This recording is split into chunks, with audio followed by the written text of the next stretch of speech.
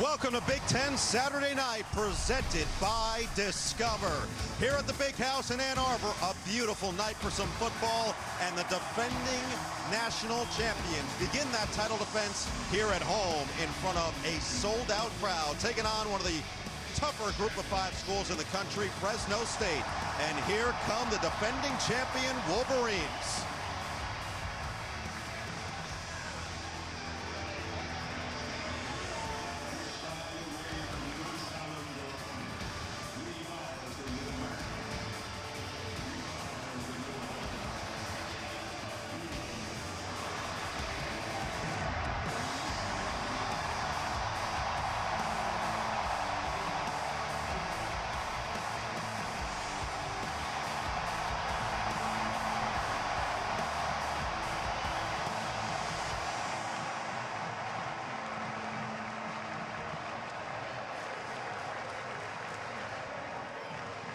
What a scene it should be here at Michigan Stadium.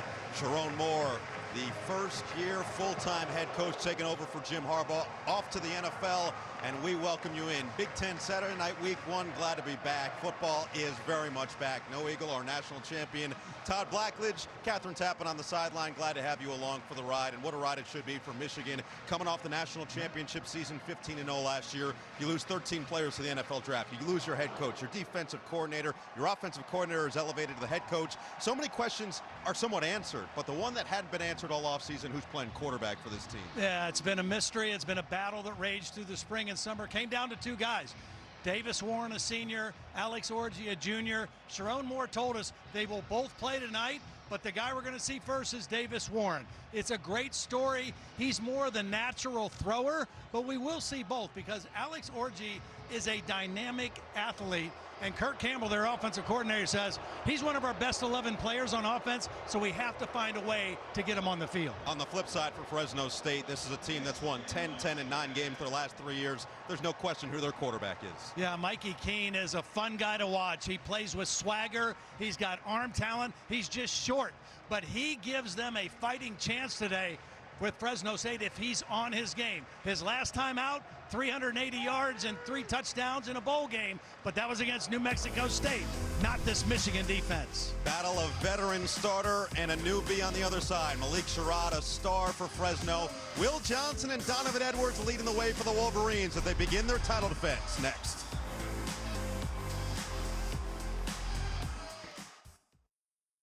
The following is a presentation of the Big Ten Conference. Expecting nearly 110,000 here in Ann Arbor. A beautiful night for some football on this Week 1 Saturday night. We send it down to the 3rd member of our crew, Catherine Tappan. Noah, thank you very much. Well, both head coaches in this matchup tonight bring a very unique story for Tim Skipper. He was named the interim head coach at his alma mater after Jeff Tedford stepped down in July due to health-related concerns. Now, Tedford told me this week he's doing great health-wise. He shared a really interesting story from opening weekend in 2017. The Bulldogs were set to face Alabama, a national championship contender, and his players were saying, "Coach, why do we have to play them?" Well, over the next 5 seasons as head coach, Tedford put an emphasis on rebuilding that confidence of his players, and he told me this past spring, the guys were excited. They were pounding on the table and pumped for the opportunity to be the only team who gets to open their season against the national champions, the anyone, anywhere, anytime mentality. And for Michigan, Sharon Moore takes over as head coach for the departed Jim Harbaugh. With a new position and reloaded roster, Moore said this season is about finding his own routine, making sure everything is aligned, and paying a close attention down to the smallest details of the program, Noah. And KT, Tim Skipper said to us, Sharon Moore is where I want to be. I'm in the position he was last year as an interim head coach. I want the long-term deal. Moore signed a 5-year contract as the head man here in Ann Arbor. Well, the resume starts tonight for Tim Skipper, right? I mean, this is a heck of a test for his ball club. And the way they view it, a heck of an opportunity. Michigan won the toss. They elected to defer. They'll take it in the second half. Doman is going to send it away, and we are underway. The defending champions looking to repeat and start that title defense here. Number 9 in the country on the defensive end. And a look at the starting lineups on this Fresno State offense delivered by Papa John's. It really starts at that quarterback spot with Mikey Keene, but you look in the backfield and Malik Sherrod is a difference maker. He really is. I mean, both as a runner and a receiver. And Wink Martindale, the new defensive coordinator for Michigan, was very clear in saying, hey, he's their best football player. He's a concern coming into this ball game, and we did hear that he has a little bit of an ankle, and ironically, he's not starting this first possession for the Fresno State offense. They do have good depth in that backfield. Elijah Gilliam, the senior, is going to be starting on this first play. Out of the pistol, the give, and not a whole lot of running room. It is going to be tough to run on the interior of this defensive front for Michigan, with Kenneth Grant and Mason Graham leading the way. But if anybody has the experience to do it, it's Mikey Keene. He started all last year, but this was the first real offseason that he wasn't either in the quarterback competition or the backup coming into the season. Yeah, so he really concentrated on his leadership and his preparation. Hey, he's talented. He's got to really get rid of the ball quickly tonight. Get it to the outside. It's Jalen Moss slipping through. He gets leveled. Nice hit by Makari Page, the captain on this defensive backfield. You know, everybody talks about the guys Michigan lost and the guys that got drafted, but the guys that are playing now are veteran guys, have played a lot of ball in backup role. 3rd down and 5. Fresno State will go quick. No need to huddle. Certainly now with the green dot communication, direct coach to helmet, and the quarterbacks all wearing it across the country for the first time in college football. Keene has it on 3rd down. Over the middle. It's tipped and intercepted. Taken away by Zeke Berry. Michigan did this better than anybody in the country last year. And on the 3rd play of the season, the defending champs get one back. Well, we mentioned that Mikey Keene has great arm talent, but he's short. He's listed at 5'11". And Kenneth Grant is a big man and got a hand up and forced a high throw. Here's Kenneth Grant, 78. Watch him get a hand up. The ball sails a little bit off the hands of his receiver, and Zeke Berry comes down with it. The route was open, the throw was high, and the tip resulted in an interception. And Todd, we have heard nothing but outstanding things about Zeke Berry, the patience that he's exhibited to eventually get this spot. And now the first look at Davis Warren at quarterback with Donovan Edwards, one of the best backs in the country, in the backfield with him. An excellent starting field position for this Michigan offense. Running behind a brand new offensive line, Edwards busted to the outside, and he's tripped up from behind by Lockridge.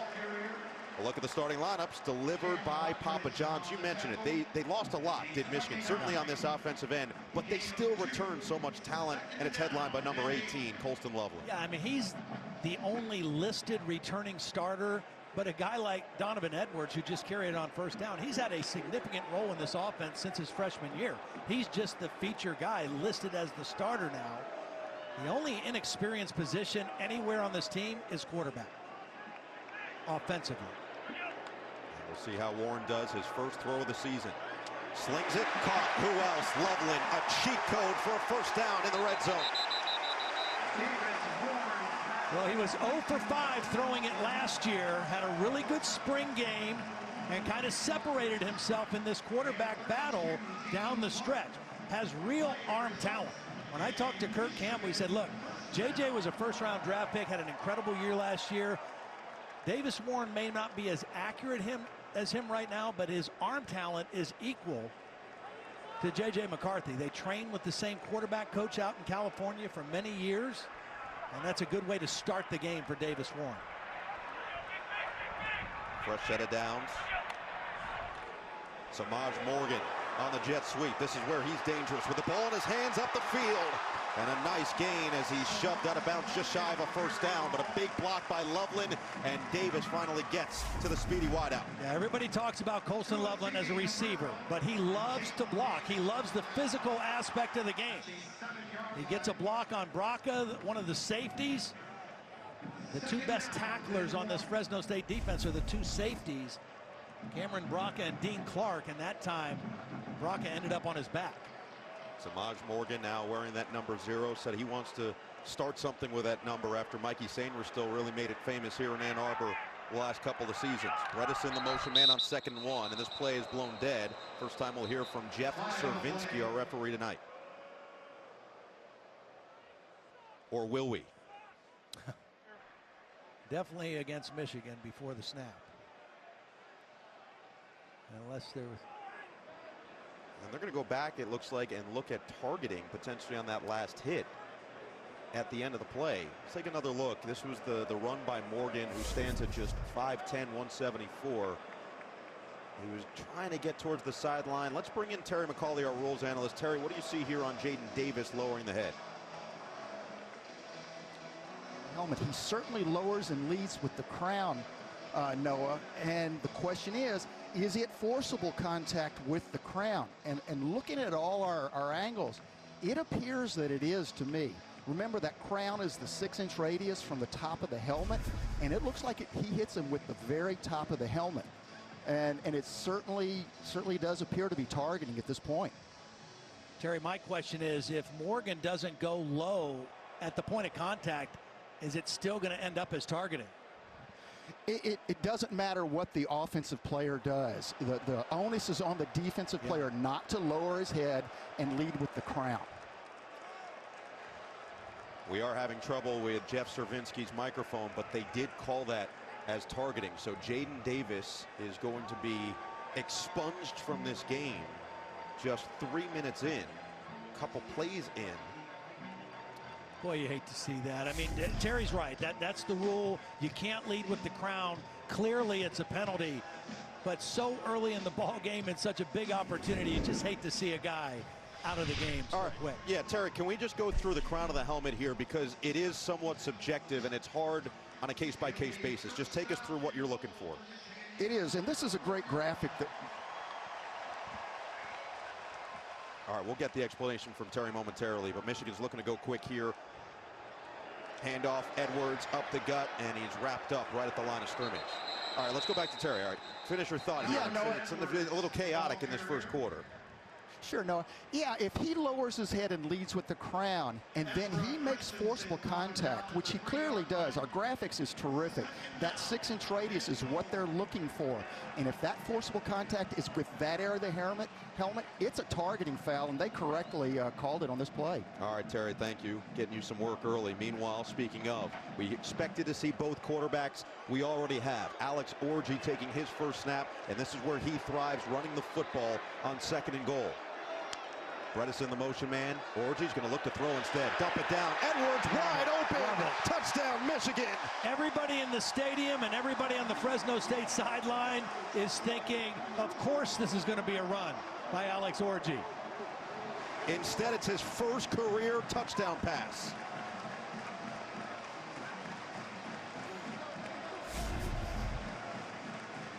They had strength to the outside. Bredesen in motion. And this is pass all the way, and a nice, easy throw to Donovan Edwards, who is an excellent receiver out of the backfield. So Michigan cashes in on the interception from Berry. Now Dominic Zavada, the transfer from Arkansas State, adds the extra point. First receiving touchdown of the season, but the 4th of the career for Donovan Edwards. It all started off the tip drill. Berry brings it in, and Orji finishes it off. Michigan rolling in their first game after the national championship, up 7-0 early.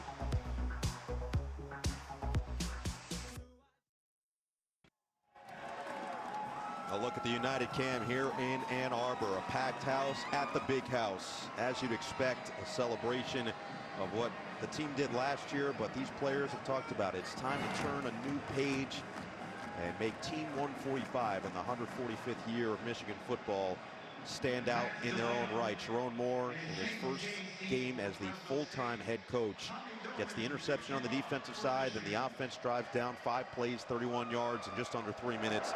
Warren takes the first 4 snaps. Orji takes the final and throws the touchdown to Donovan Edwards. I'm going to go back to the interception, the first possession. Now, the 2 interior defensive linemen, Mason Graham right here, Kenneth Grant, 2 of the best, if not the best in the country.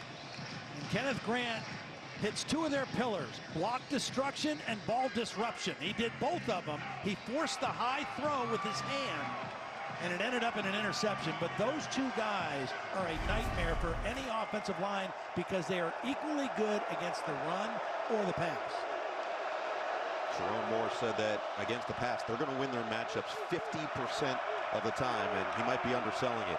First touch from Malik Sherrod, working through the ankle injury, ducks through for a gain of 2, picked up by Will Johnson, who makes the tackle. We look at the defense for this Michigan side. We talk about what they lost, but let's again go back to what they still have here. It's a lot of talent. It certainly is. I mean, first round capabilities by Mason Graham, Kenneth Grant, Will Johnson. Those are all first-round type guys. And Wink Martindale, the defensive coordinator, in his first year with the program. There's a catch and a completion, but not much room to work with for Magdalena. You know, Wink Martindale, you might be saying, hey, you lose your defensive coordinator and Jesse Minter, it's going to be different. Not really. This is, as he would describe it, the OG of this system. He created this defense. The other two in the last two that inhibited this position just molded it for themselves. Yeah, Mike McDonald and Jesse Minter both were under his tutelage on the Ravens staff. 3rd down and 4 for Fresno State. Rush coming from Michigan. Keene gets rid of it. Oh, what a catch! Moss up the field, slips through to midfield. Big time conversion of 19 yards. Now, when I said that Mikey Keene's got swagger, remember, he's coming off an interception, and he is challenging the best corner on this team in Will Johnson. It's a long throw, an out route from the right hash, and he delivers a strike. Play action pass, plenty of time. Keene is going to air it out downfield. Nearly picked, nobody home. That was dangerous in the direction of Makari Page. And tried to go back to his go-to guy, Jalen Moss, who really came on in the second half of last season as a freshman. But Keene very lucky that that wasn't his second interception of the game, because the ball really hung up in the air. Todd, it feels like this game, and this is when you talk to either team, they're going to tell you this, but certainly any Michigan game is going to be won in the trenches. And this is an offensive line for Fresno State that certainly has experience, not just in the Mountain West, but going last year to start their season at Purdue. Will Johnson all over the field, got in the backfield, and Malik Sherrod had nowhere to run. That was a short split by the receiver, Delana, and that enabled Will Johnson's right here to just come quickly. And he is a guy who likes the physical part of the game. And you could see the right guard, Makari, just could not get him. He was in the backfield so quickly. So the promising drive here, now a 3rd down and 9. And this is where 55 and 78 in the middle up front are so dangerous. Keene looking to throw, feeling the pressure, steps up, now he goes down. Josiah Stewart coming from the edge and dumping the QB. Well, it's both edge rushers. We talk about the tackles. These edge rushers are NFL guys too. It starts with Derek Moore. He forces it, and then Josiah Stewart finishes it. It's a loss of 9. These are two guys that maybe, again, weren't starters, but put up big numbers last year for a national championship team. Yeah, combined for 14.5 tackles for loss and 10.5 sacks, and neither started a single game. So here is the true freshman punter, Clay Lawrence, 22 years old, playing in his first ever organized football game, and Morgan gets chopped down to the 25-yard line. That's where this Michigan offense will start. Lawrence gets a good one away and flips the field for the Bulldogs early in the first. Well, you've got to protect this big house and plenty to fill. Last season, returned 16 players with at least 5 starts, was tied for the second most in the conference. Now, post-2023, you get 13 players drafted into the NFL, which was the most by any school this season. You also lose Jim Harbaugh and Jesse Minter. They both go to the Chargers as the head coach and defensive coordinator. 7 total coaches overall. Not a single coach on this roster with the same position that they had last year. 6 players with at least 5 starts, which is tied for the 6th fewest in FBS this year. And we get to the big house in the middle of the street. Oh, go ahead. 107,601 capacity. It's the largest stadium in the Western Hemisphere. Fresno, just to give you some perspective, they play at Valley Children's Stadium, holds 40,727. Warren stays in there. First touch for Mullings. And Mullings pushing forward, gains 8. I'll tell you, I saw him on the field before the game, and he looks great. I mean, he's always been big. You know, he started out his career as a linebacker, and then he moved to back, and he was kind of more of a fullback. But he has kind of leaned out a little bit, but he's still a powerful runner who can go. Nice change of pace for Donovan Edwards. Edwards, who can break at any time, and Mullings has talked about that, the difference in style between the two and how that keeps defenses on their heels a little bit. Right back to him. Mullings is going to get that first down. Charge forward to the 40. The identity of this Michigan team the last 3 years and their great success has been unquestionably their offensive line. That has set the tone and the tempo for the whole team. All 5 starters from last year are gone. They're all on an NFL roster right now, and it's a whole new group, but it's a good-looking group that is going to get better and better as the season goes on. Sharon Moore, the former offensive line coach here, played offensive line in college at Oklahoma. Warren, swing it, Morgan. Not a whole lot of room to work with. They'll get back to the line of scrimmage. You just take a look at the names from this offensive line. Henderson, Keegan, Nugent, Zinter, and Barnhart. You mentioned some of them are on practice squads, but all 5 are right now on some form of an NFL roster. And so the guys they have playing now played a lot of snaps. I mean, Miles Hinton, the starting left tackle, was a starter until he got hurt. They brought in a new left guard from the transfer portal, Josh Preeb from Northwestern, 29 starts as a Wildcat. So they're not young freshmen playing, they're experienced veteran guys. Pitch it, Mullings, good blocking in front. You saw that boom laid by Hinton, but excellent pursuit from Nomura along with Aguina. Well, it's easy to recognize Nomura, right? The long hair, Troy Polamalu, but he likes to run and hit. Transferred from USC, was there for 3 years, played in 33 games as a Trojan. Played through injuries last year, but he got elected captain this year, and they're expecting big things out of him at that will linebacker spot. Here's the first spot now for Davis Warren, a 3rd down and 10, play clock dwindling down. Loveland is in the slot at the top of the screen. Instead, screen pass.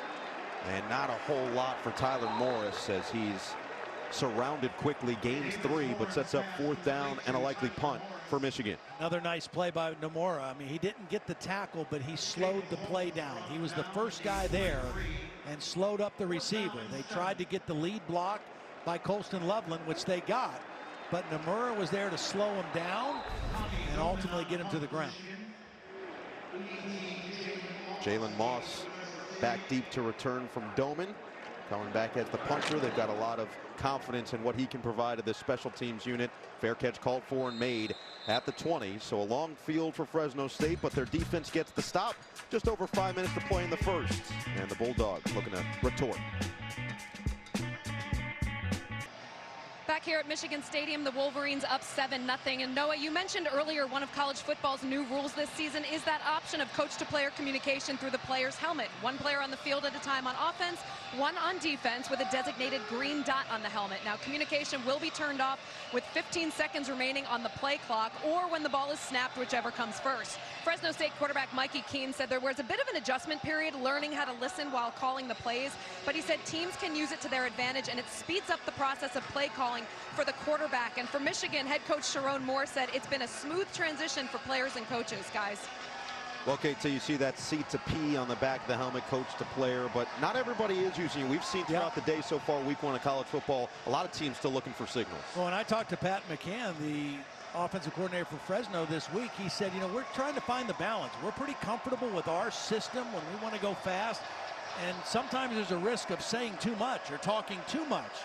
So teams are finding a balance. Now, the one team that should be really comfortable is Michigan, because Wink Martindale came from the NFL. He's been used to using this, so this is nothing new for him in terms of communicating with his leader. It is Ernest Hausman who's got it on the defensive end. Nice quick catch, sharp. One of the 2 FCS transfers, this one from Missouri State, who had a big year last year, and FCS All-American. Takes it for a couple and makes it 2nd and short. Now, they're very pleased with what they were able to do in the portal. They're comfortable with who they have outside in Delina and Jalen Moss, and then they went and got these 2 guys that played at the FCS level, but they were both 1,000-yard receivers, and they feel like they've really fortified themselves at that position. Sharp, the motion man on 2nd down and 3. Keene, happy feet, lobs it up. Oh, that is tipped away by Johnson. It is dangerous to test his side of the field. Well, he went after him once, and Will Johnson went for the pick and missed, and it was a completion. That time, the ball came out pretty late, and Will Johnson was ready for it. It's zone coverage, it's not man, so there's an underneath coverage as well. And again, the ball sailed a little bit on Mikey Keene. Just not a lot of margin for error against this Michigan defense.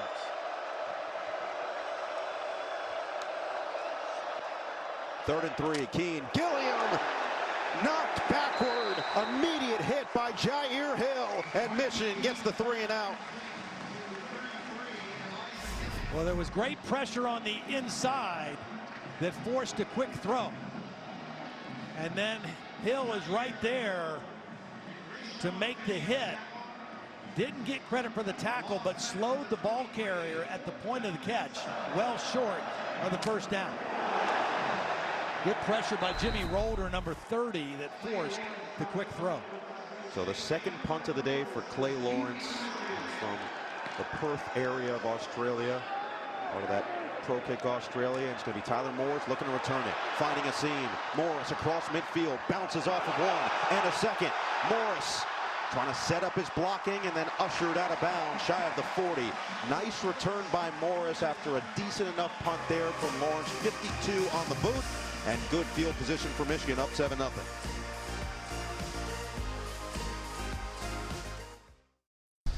Big Ten Saturday Night is brought to you by Genesis Motor America. Learn more at genesis.com. By TikTok, get into it on TikTok. And by Xfinity. Stream sports with Xfinity because it's only live once.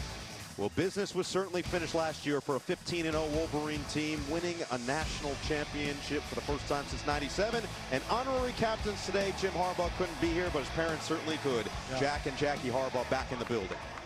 Well, they had a good run here with their son. Wink Martindale, defensive coordinator, coached for Jack at Western Kentucky. They won a national championship together there in the early 2000s. Warren airing it out on first down. It's intercepted, taken away by Cam Lockridge.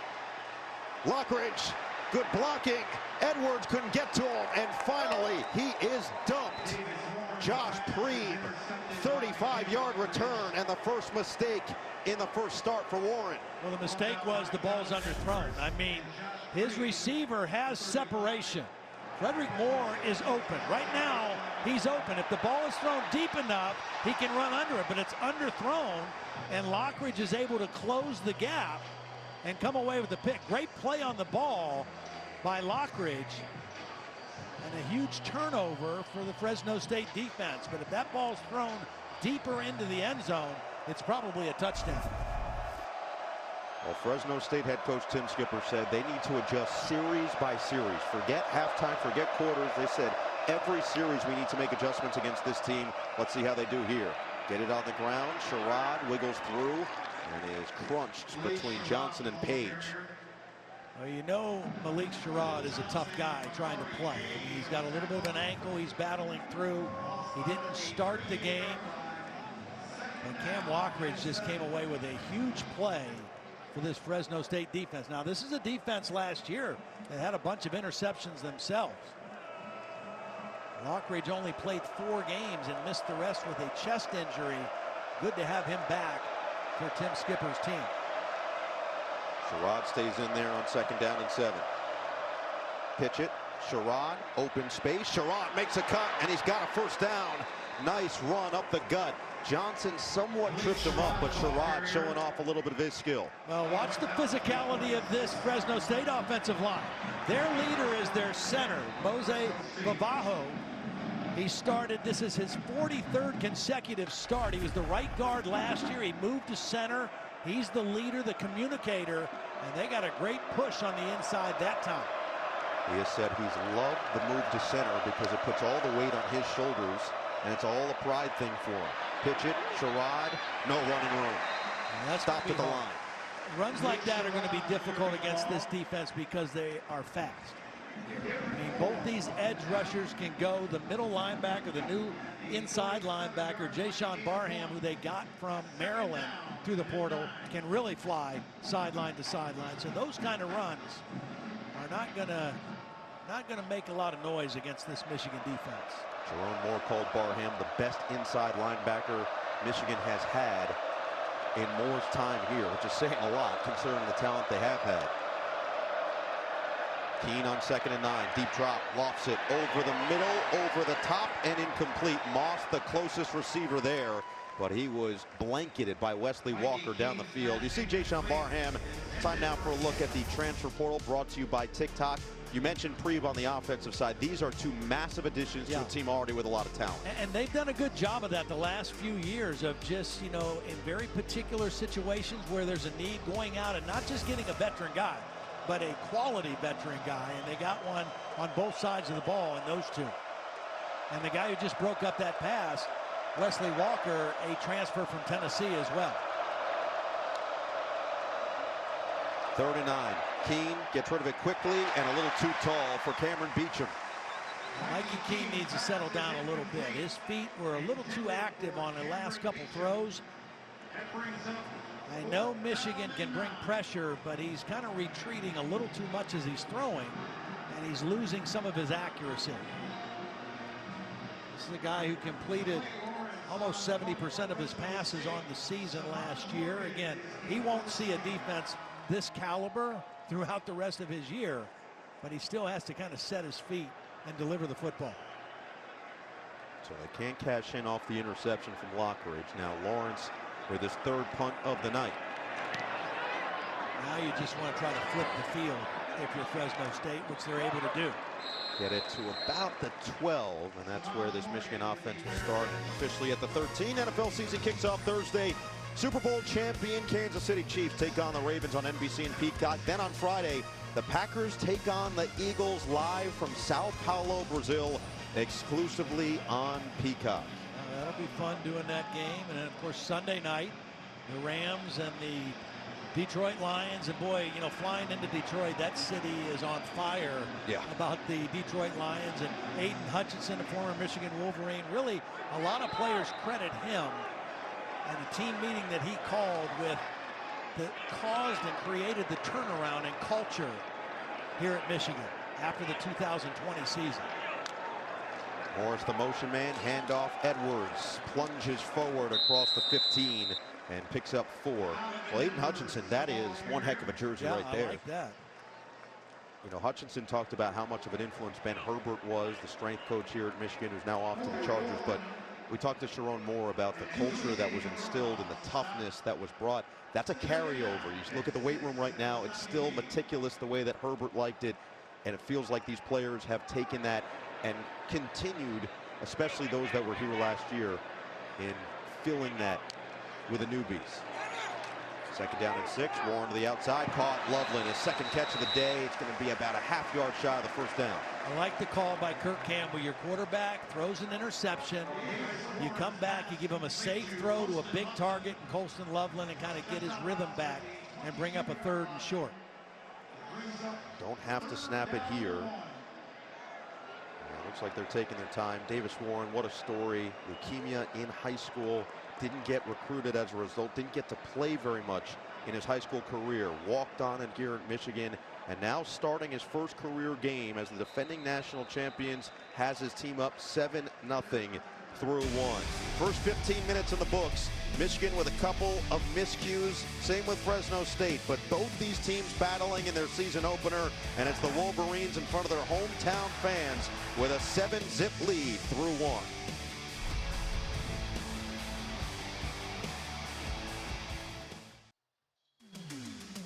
Aerial coverage brought to you by Ford. Well, 47 days ago, Tim Skipper took over as interim head coach with Jeff Tedford stepping down with health issues. And in 47 days, he has continued what Tedford had continued, which many others have continued, but it started with Jim Sweeney and then Pat Hill, then Tedford, and now with Skipper. Anybody, anytime, anywhere. That is the phrase that we hear around this Fresno State program, and they've embodied that. 4-4 record against AP top 25 ranked schools since 2017. However, all time against AP top 10 opponents, Fresno State is just 1-14. Beat number 10 Oregon State in September of 2001 with David Carr at quarterback. This is an opportunity, and you mentioned it, for Tim Skipper. This is a massive opportunity at that. Yeah, and look, it's the end of the first quarter, and it's 7-0. I mean, if you're Tim Skipper, you're happy with where your ball club is right now. They're not intimidated. They're not overwhelmed. And they're right in the thing. Power football on 3rd and inches. Mullings the back, give it to him. Oh, he didn't get there. He did not. The penetration from Fresno State, and it's 4th down. And how impressive is that? And that's exactly what Tim Skipper does, the energy he provides his players. Right there, right over the center. The center, who's a new starter this year, just got pushed back into the backfield.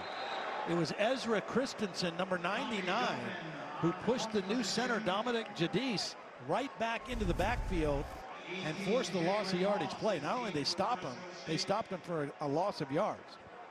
Great play on the inside by Christensen. It is not easy to move this offensive line, even though it is a brand new look. Todd mentioned it. This is a talented group. Doman's going to have to send it away on 4th down. Fair catch called for and just made by Moss, shy of the 40.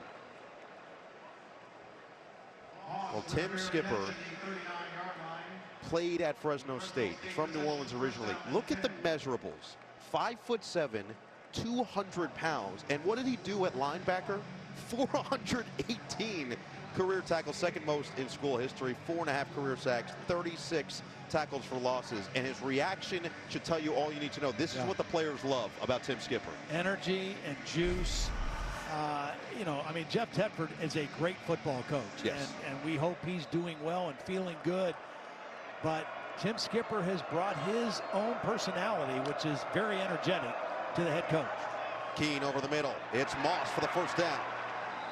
Remember when we talked about Fresno State flipping the field? They didn't score, they had to punt, but they were able to punt Michigan deep. Then they get the stop there on 3rd down, and all of a sudden, great field position now for Mikey Keene in this offense.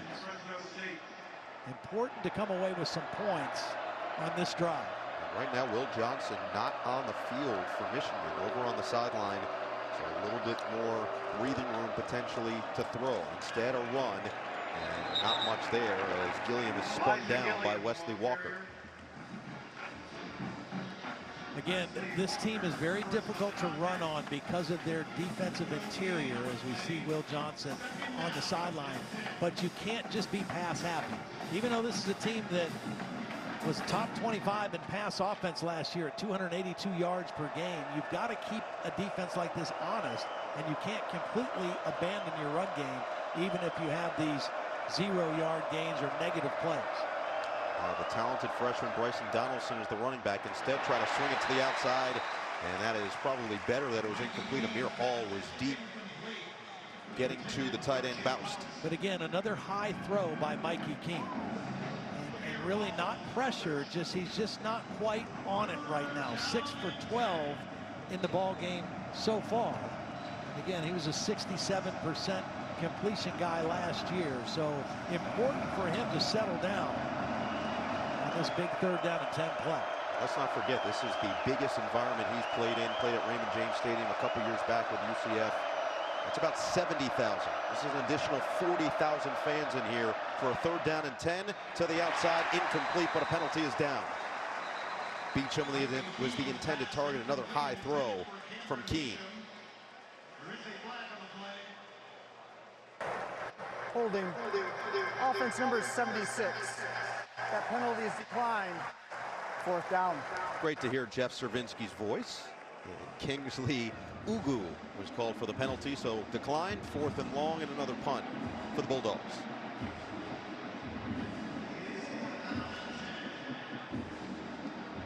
We have seen a shift in the returners. Samaj Morgan took the 1st and the 3rd. Morris had a nice return on the 2nd punt. Now he's back out there for the 4th of the day for this 22-year-old true freshman, Clay Lawrence. I don't want to jinx him, but he's done pretty good so far, catching the ball and then getting it off. The broadcaster's jinx doesn't exist. And that was a nice little fake fair catch to keep Fresno off the scent. Touchback on a 49-yard boot. Davis Warren coming back out with a 7-0 lead early in the 2nd.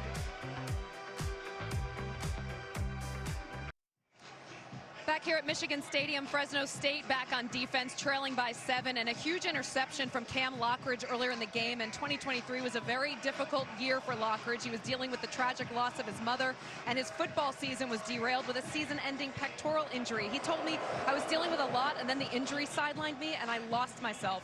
Tim Skipper told us he was worried about Lockridge, who reached out to his coaches for help. Lockridge began working with a therapist, and Skipper said he's grown up so much in that process, he has found his why.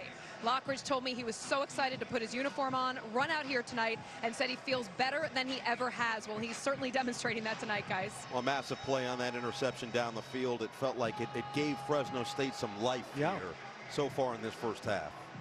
And a really great story. Great to see him back out there. So much experience as a transfer from Hawaii. His grandfather, Ken Griffey Sr., his uncle, Ken Griffey Jr., obviously a very talented family, but the only player on this roster, it was almost crazy that I read this and it was true, only player on this roster born in the 1990s. Wow. Yeah. Well, one guy that we are anxious to see, as is Tim Skipper, probably the highest profile guy they brought into the program this year, Corey Foreman, a former 5-star recruit that went to USC. A lot of hoopla around him and his recruitment. Never quite materialized into being the dominant player they thought he would be. Jeff Tedford got him to Fresno State this year, and they think he has elite pass rushing skills. Where he needs to grow and develop still is his being able to play every down and defend the run. His position coach has done a great job with him. Jethro Franklin, who played in the NFL, a former Fresno State football player himself, has really coached him hard and worked with him, but they believe that if they can get this guy to be an every down guy, he can be a factor. He's already a factor in the pass game. Todd, I've never seen Mike Gate before, but Chef Zervinsky finally gets his squared away. It is excellent to mention Corey Foreman, and they're really expecting him to make that impact on third down. He was a consensus top 5 recruit at any and every service you look at. And Jeff Tedford said there was one practice this offseason. He had a couple sacks, he had a couple interceptions, a one-hander. He walked into the defensive room and said he let Lawrence Taylor on the field. That's the type of talent he possesses. Now first down at the 20 for Michigan.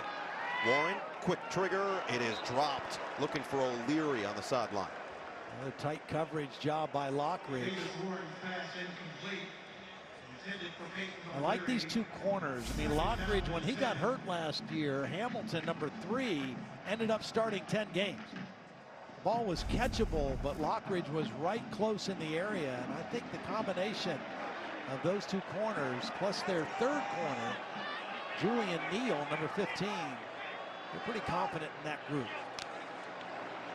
Second down carry for Edwards, and that hole closes up quick.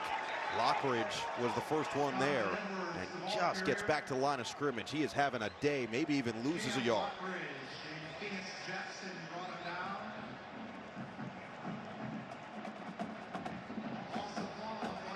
Tim Skipper has said the main thing for this team in this game, just keep it close going to the fourth quarter and put all the pressure on Michigan.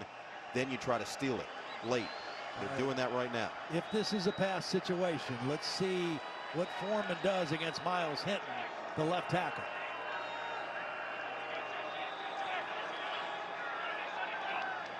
Third and 11. Here comes Foreman on the outside. Oh, instead it's the inside. Warren gets devoured, and it's Christensen on the bolt and a loss of 9. Well, Christensen with his second huge play of the game. And watch the quickness. He's working on El Hadi, the right guard, and just a quick move inside and one-on-one beats the right guard. And that's the shortest path to the quarterback, is right up the field and nowhere to go for Davis Warren. So this Fresno State defense kind of getting their feet on the ground right now. They felt that they were disrespected at the end of last year. They had a struggle because they were hurt and banged up. The last 3 games, they gave up 33.3 points per game. But they believe they're better than that. They believe they're going to prove that through the season as Doman is going to send it away. And Moss is going to take it on the run into Michigan territory, just shy of the 45 of the flag down. This could be a costly penalty on Fresno State because they were about to start out another possession in Michigan territory with great field position. And this is probably going to back them up. Will Jeff Cervinski's microphone work? During the return, yes. Holding, return team number 1. 10-yard penalty from the spot of the foul. First down and 10. Full media timeout. Lockridge called for it. Still good field position for Fresno State when we come back.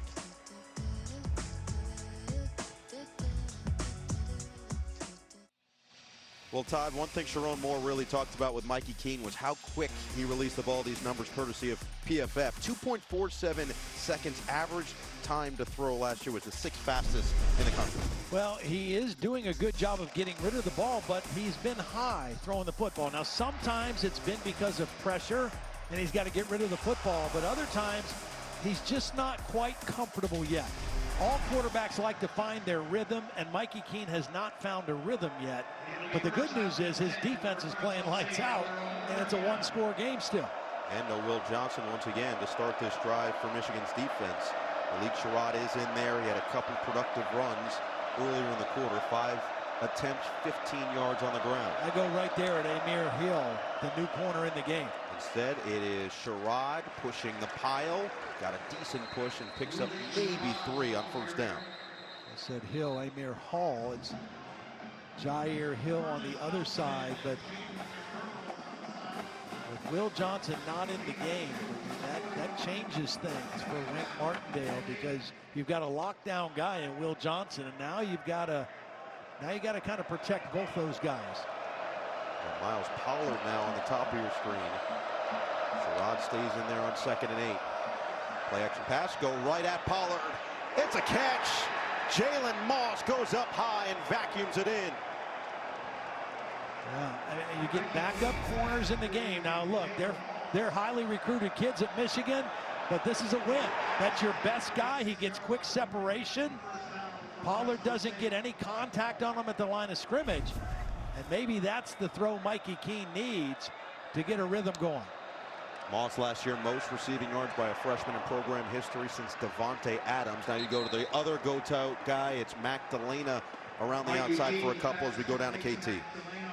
Guys, Will Johnson has been on the sideline. He is not receiving treatment. I am told it is simply a rotation that they are doing on defense with Amir Hall, but he has not received any look at by the personal trainers, and he's standing on the sideline with his helmet on, guys. Very interesting. This is a defense that certainly last year loved to rotate because they kept guys fresh for the 4th quarter. We heard that over and over from Jesse Minter, but this is your best guy and one of the best in the country, not playing a ton in the 2nd quarter.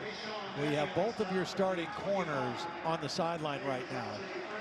I would say if Fresno State advances into the red zone, we'll see a change in that. Sherrod motions back to the backfield. Sherrod on first down. Patient runner. And he disappears into the pile after 2. Good blocking at the point of attack. Again, there's some veterans on this Fresno State offensive line. We mentioned the center, Vavao Velez. The left guard is a 2nd-year starter. Braylon Nelson, the right tackle, a returning starter. And they are not afraid of the physicality of the Michigan defensive front. And there you see number 2, Will Johnson, back on the field along with Jair Hill. Yep. Too close to the end zone, you know. Knocking on the door of this red zone with an impressive kicker in Lynch. Nowhere to go for Sherrod. Stonewalled at the line, and it's 3rd and long. Well, this is Mason Graham. I mean, he's getting double teamed, and watch him. He's going to fight through a double team. Right there, number 55. There's 2 guys there. He fights, he turns back inside, and he's there to make a tackle. There's a reason that guy's going to be a 1st-round pick. 3rd and 8. Jalen Moss is at the top of the screen. Keene feeling the pressure, lost it, end zone, Delana can't make the grab. Matched up with Johnson, and he got the separation, but a tough ball. And it was a perfect route. You go after Will Johnson with a to move, right? He goes like he's running the slant. It's a slant and go. It's a perfect route, and he gets separation. And it could have been a better throw by Mikey King. Could have been caught, but could have been an easy touchdown with a better throw. Excellent route, though, by Delano. So it'll be Dylan Lynch, who put on 25 pounds of muscle this offseason, a 41-yarder. He's got plenty of leg. Special teams coordinator John Baxter said he's been kicking it as well as he's seen through camp, and he shows it off there. Absolutely perfect to get points on the board for Fresno State. A productive drive, and they're back within 4. The Bulldogs on the board here tonight. It's nearby. There's the high school field right there. There's the big house right down the street. That's pretty good. And a packed big house at that, to watch the defending national champions currently holding on to a 7-3 lead. They hold Fresno State to the field goal, 41-yarder by Lynch.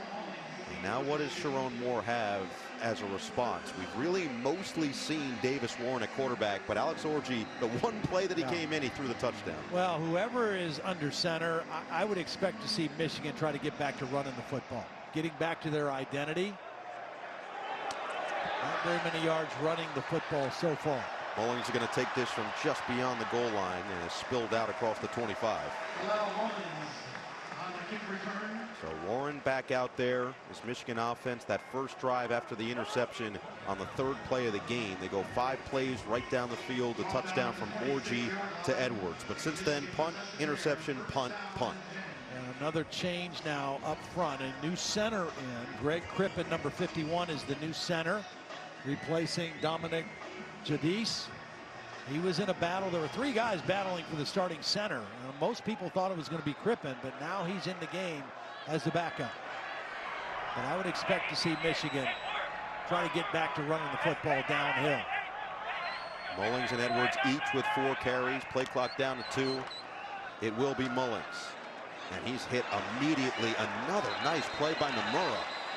One of the captains of this defense. You see the hair flowing in the wind, and he has made plays really on every angle that he possibly can. Yeah, he does a great job. Here he is right in the middle. Watch him read this quickly. Beats the block. Now Bredesen slipped a little bit. Bredesen should have been the lead block on him, and he slipped going into the hole. And Nomura jumped right over him and made the tackle. Langley cleans it up. Gain of 1. So 9 total carries between the 2 running backs for a combined 19 yards. Warren a pass on 2nd down over the middle. He's got a completion. It's Bell. Makes a move. He's got the first down. Lockridge gets him down, but Kendrick Bell, whose brother Ronnie was a star receiver here at Michigan, shows off the family tutelage. Yeah, they really like him. They feel he is their best deep ball receiver as far as making contested catches. Now this time he's wide open, does a smart thing of catching and getting upfield and getting the first down. A nice ball there from Warren, who's 5 of 7. One of those 2 incompletions. The interception deep to Lockridge. Handoff, Mullings slips away. Mullings for 5.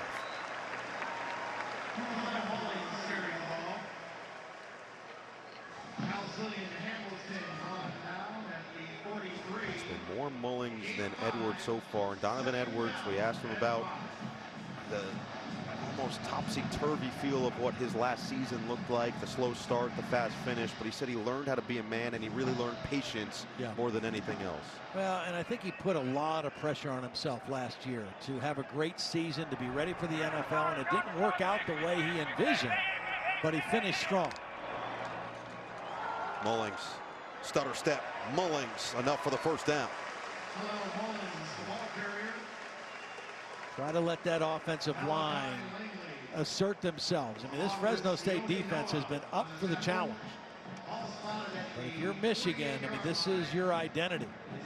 We mentioned Crippen in there now. The other guy that's a new starter that was kind of a surprise is the right tackle, Evan Link, a sophomore who went to Gonzaga High School in D.C. And he kind of beat out a couple older guys. Was kind of a surprise, but had an outstanding camp to earn that starting position at right tackle. Fresh set of downs just shy of midfield. Morris the motion man. Mullings the handoff. They go right back to him, up the gut, pushing the pile, and picks up 5 more. See, this is the same kind of play leading Bredesen. If you want to know where Michigan wants to run the football, follow number 44. They feel like he's the best fullback slash H-back in college football. And he does the dirty work. He's going to show you where the ball is going. That time, he got the block on Nomura that he missed a couple plays ago.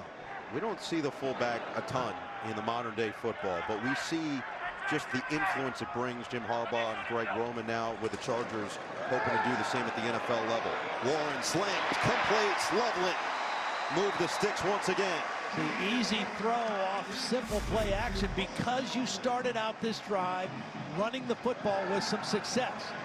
Single coverage against the safety Braca because Fresno State moving bodies up to defend the run, and that's an easy throw and catch for Davis Warren. But those completions are set up by Michigan's decision to run the football early in this drive. First down line brought to you by TikTok. Power football with Edwards back in there. Loveland now with 3 catches for 28 yards. A lot of confusion right there. Good timeout by Michigan. They got good momentum going on this drive. And Sharon Moore realized there was some confusion on formation, personnel, and wisely took the timeout. And they can use that now because you've got that 2-minute timeout. Yeah, I know everyone right. knows it as the 2-minute warning. Technically called the 2-minute timeout instilled this year in the second and fourth quarters of the college football world. And so you're going to get a stoppage at 2 minutes. You still have 2 timeouts remaining, and Michigan gets the football to start the second half.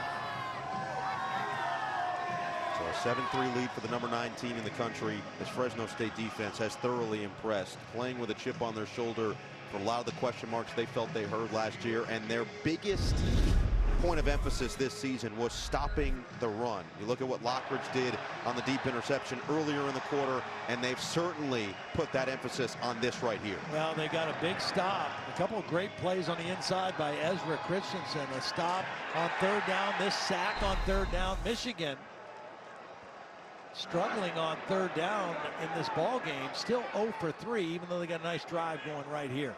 Bredesen out wide, as is Edwards on 1st down. Warren uncorks. It's Loveland again on the run. Picks up 13 to the 25. A unique formation for Michigan. Even though they have 2 tight ends out, they have an empty backfield, and this is their key guy, Loveland, working on the linebacker, and that's a mismatch. I mean, he just runs a little shake route and leaves Malachi Langley in the dust. You spread the defense out. You have a personnel group that would not suggest they're going to spread out like that. And you get him working on a linebacker, and that's an easy win for Colston Loveland. Loveland was easily one of the best tight ends in the country last year, and Sharon Moore says he's gotten even better. Get it? Edwards trying to get to the outside. He can't. Good pursuit by Braca. Edwards carried the ball. Run out of bounds by 22. Yeah, the 2 safeties, Braca and Dean Clark. The best thing about them, whether you talk to the Fresno coaches or the Michigan coaches, they say they're great tacklers. I mean, they really do a good job of getting people on the ground from the safety position. Michigan can take this all the way down to the 2-minute timeout if they want, where they can take one more play beforehand. Edwards in there on 2nd and 12. And they won't snap it. 2 minutes to play here in the first half. Michigan holding on to a 7-3 lead, but threatening deep in the second. 2 bitter rivals face off in Manchester. Man United versus Liverpool tomorrow, 11 a.m. Eastern, exclusively on Peacock. Well, the extra lights added here at Michigan Stadium, they are putting on a show, and this Fresno State defense deserves a lot of credit for the way they played today. Now that's defensive coordinator Kevin Coyle in his 3rd year. Ironically, he was the D coordinator here back in 1997 to 2000 when Tim Skipper was the starting middle linebacker. They have a great relationship, and he has to be thrilled because they have held Michigan to 32 yards of rushing here in the first half so far.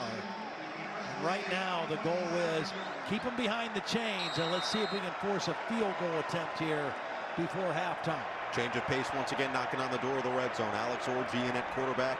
for this 2nd and 12. Threw once in his only play on the day so far. It was a touchdown to Donovan Edwards on the first drive. Here's the handoff. Mullins chopped down. He gets to the 25, gets bent backward after the fact. Corey Foreman laying the boom. Now Orji back to the sideline. Edwards back in the game. Clock continues to tick. Fresno State with all 3 timeouts remaining for a 3rd and 9. But remember, Michigan does get the football to start the second half.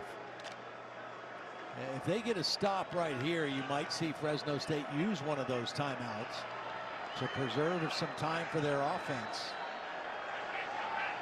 Those are the decisions for a new head coach and Tim Skipper. Warren, Edwards. Sniffed out. And that was Julian Neal, the 3rd corner. He's the bigger of their corners. 6'2", 200 pounds. He made a nice tackle in the open field on Donovan Edwards. Tim Skipper told me his nickname is Hitman, which I guess is appropriate here close to Detroit where Thomas Hearns.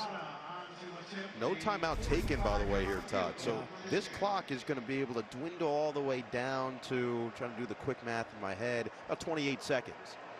Yeah, I don't get that. I mean, you've got 3 timeouts in your pocket. 45-yard attempt, and Zavada drills it.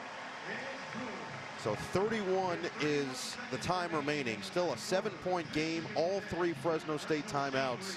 But you go from having potentially a minute plus to having 31 seconds to go down the field. Well, it's still a 1-score game, so you have to be thrilled with where you're at. But particularly with Michigan getting the ball to start the 3rd quarter and not your offense, if you have faith like I know they do in Mikey Keene, I would have wanted to give him as much time as I could with 2 timeouts.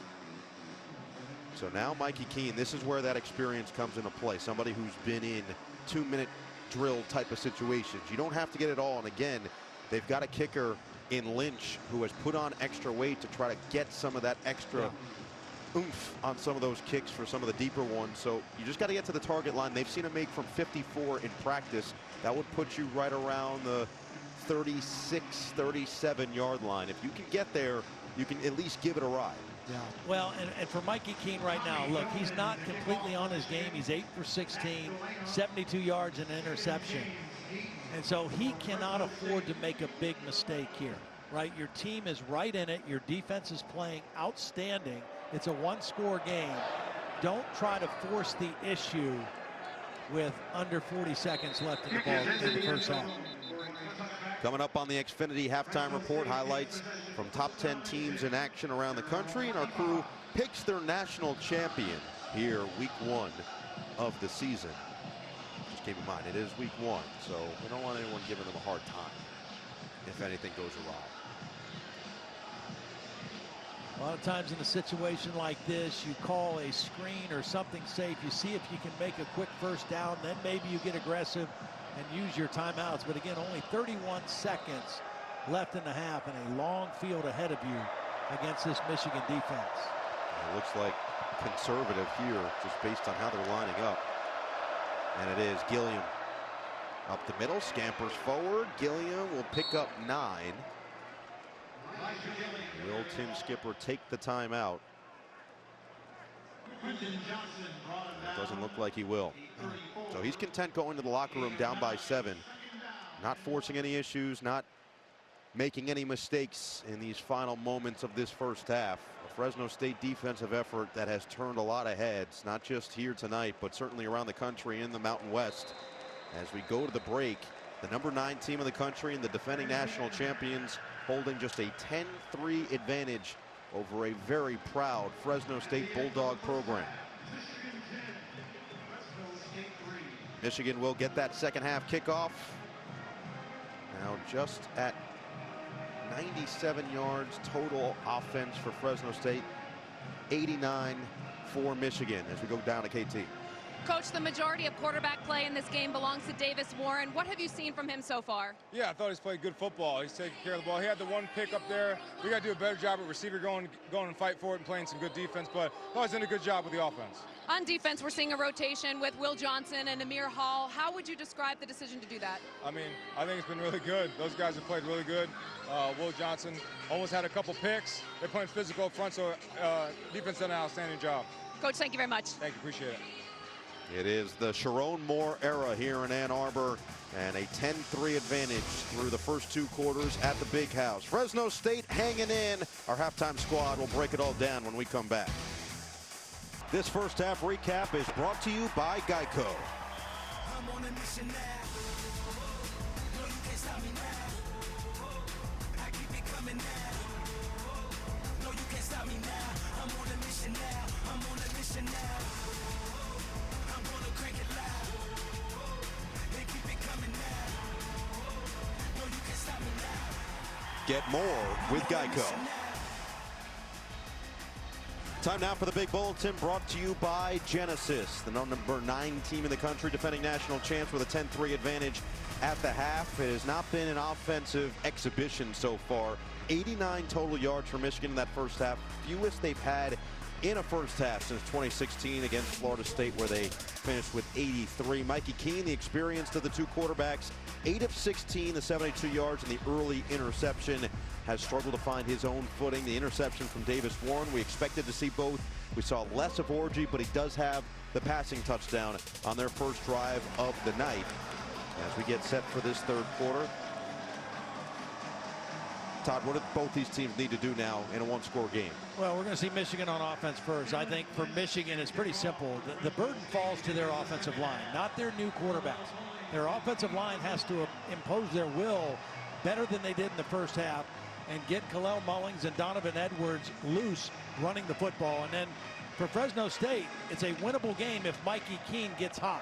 He can't be a 50% completion guy in the second half. Mullings will take this from 5 yards deep. Finds a crease.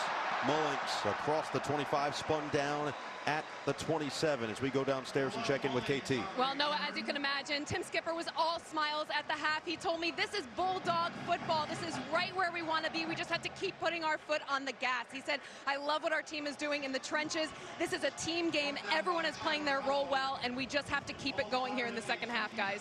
You know, TP, we asked Tim Skipper about being in this environment. He goes, this is what college football is all about. I'm an optimistic type of guy. I love playing in enemy territory like this with 110,000 fans. And he knew the game would be decided in the trenches, and his guys have been up for that challenge. Play action to Edwards. Warren on first down finds Loveland on the run. He shoved out of bounds at the 30. Colston Loveland, the one bright spot offensively in that first half. That's his 5th catch of the ball game. Throw it anywhere near him, and he's going to make the play. He's too big for a safety, and he's too fast and athletic for a linebacker. And he's got a huge catch radius. So Orji in now on second down. Loveland with the 5 catches, the rest of this Michigan receiving corps with 5 combined. Orji on 2nd and 7. Design run. Orji walloped at the line. Gabriel Lightfoot, one of the more veteran players on this defensive side for Fresno State, the first to make contact. See, the difference between this defense preparing for 2 quarterbacks in a regular season and when it's a first game, I mean, they know what Orji can do. They've got a plan for both quarterbacks because they've had a month of training camp to get ready for this game and these 2 quarterbacks. It's a lot different if you have to do that during a normal game week, but they've had plenty of time to prepare for both guys. You see right there, 0 for 4 Michigan on 3rd down. This one 3rd and 6 for Warren. Loveland, the go-to. First down and more into Fresno territory, dragging Rockridge with him. I mean, you got to ask the question, who can win? It's Colston Loveland. He's going against their best corner, Cam Lockridge, who had the interception in the first half. He gets separation right away. He's a big target, and you can see what he can do after the catch. Longest play of the game goes for 21. First 3rd down conversion for this Michigan offense. Donovan Edwards needs to become more of a factor in this game. He's too explosive, too dynamic, and hasn't done much. There he is, Edwards couldn't bring it in. Nearly taken in by Lockridge, instead incomplete, 2nd and 10. An errant throw by Davis Warren. Now, they may not have gained many yards because Nomura was there to make a tackle, but it was a bad throw.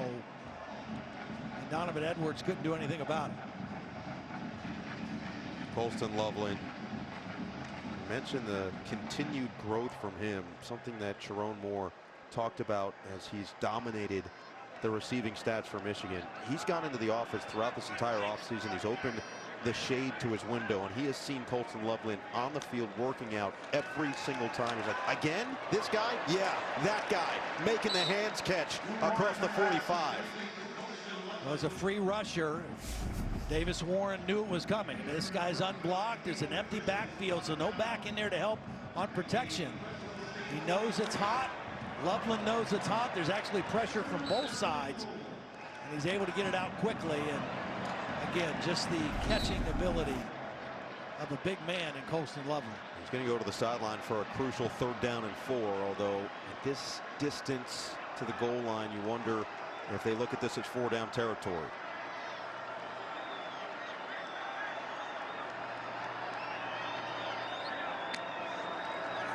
Warren uncorks, complete over the middle. Sure-handed catch by Tyler Morris, and the veteran moves the sticks. Good read, man-to-man coverage with a single high safety. He's in the slot. Tyler Morris with good separation and a good throw on time by Davis Warren. That's 2 third-down conversions on this drive after going over in the first half. Michigan get back to the run on 1st down with Edwards in there. Donovan Edwards only 5 carries for 3 yards so far in this game. See, this is when you can't run because it's a too deep high safety. All right, so now the numbers favor running the football. And that's what they do. Edwards wiggles through, pushing his way to the 31. Donovan Edwards. Fresno State has been playing a lot of single high, getting extra bodies around the run. That's why they did such a great job in that run game in the first half. And I don't know that they really fear, other than Colston Loveland, the Michigan wide receivers. They're comfortable playing single high with man coverage and taking their chances.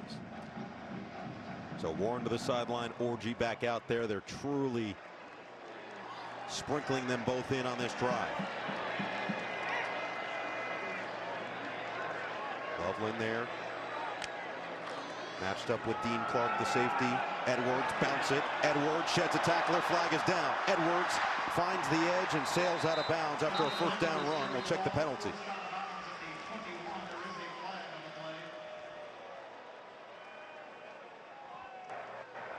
Holding.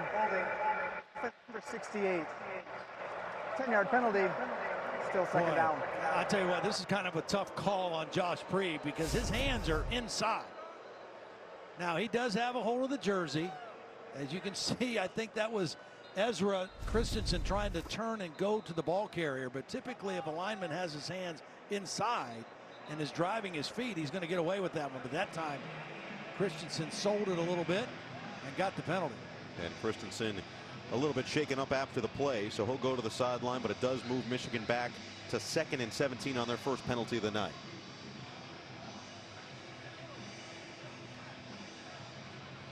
See what the play calling looks like. Edwards off, Mullings in. And now the 2nd tight end, Marlon Klein, also in the game, coming from Germany. Here comes the rush. Warren fields it, lobs it up, incomplete. Samaj Morgan, the intended target. Really nice job by Khalil Mullings picking up the blitz.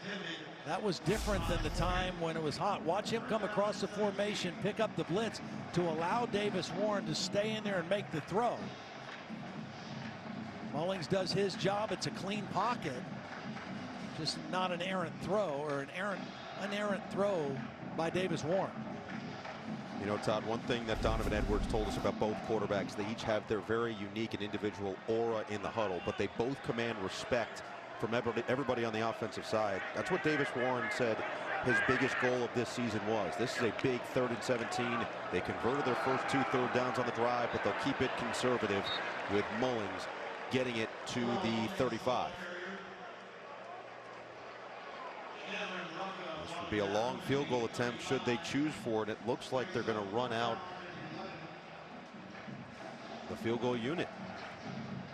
So Zavada is going to go for it. His career long is 56 yards. Came in 2022. Already made from 45 here today. And this one's going to be from 53 yards away.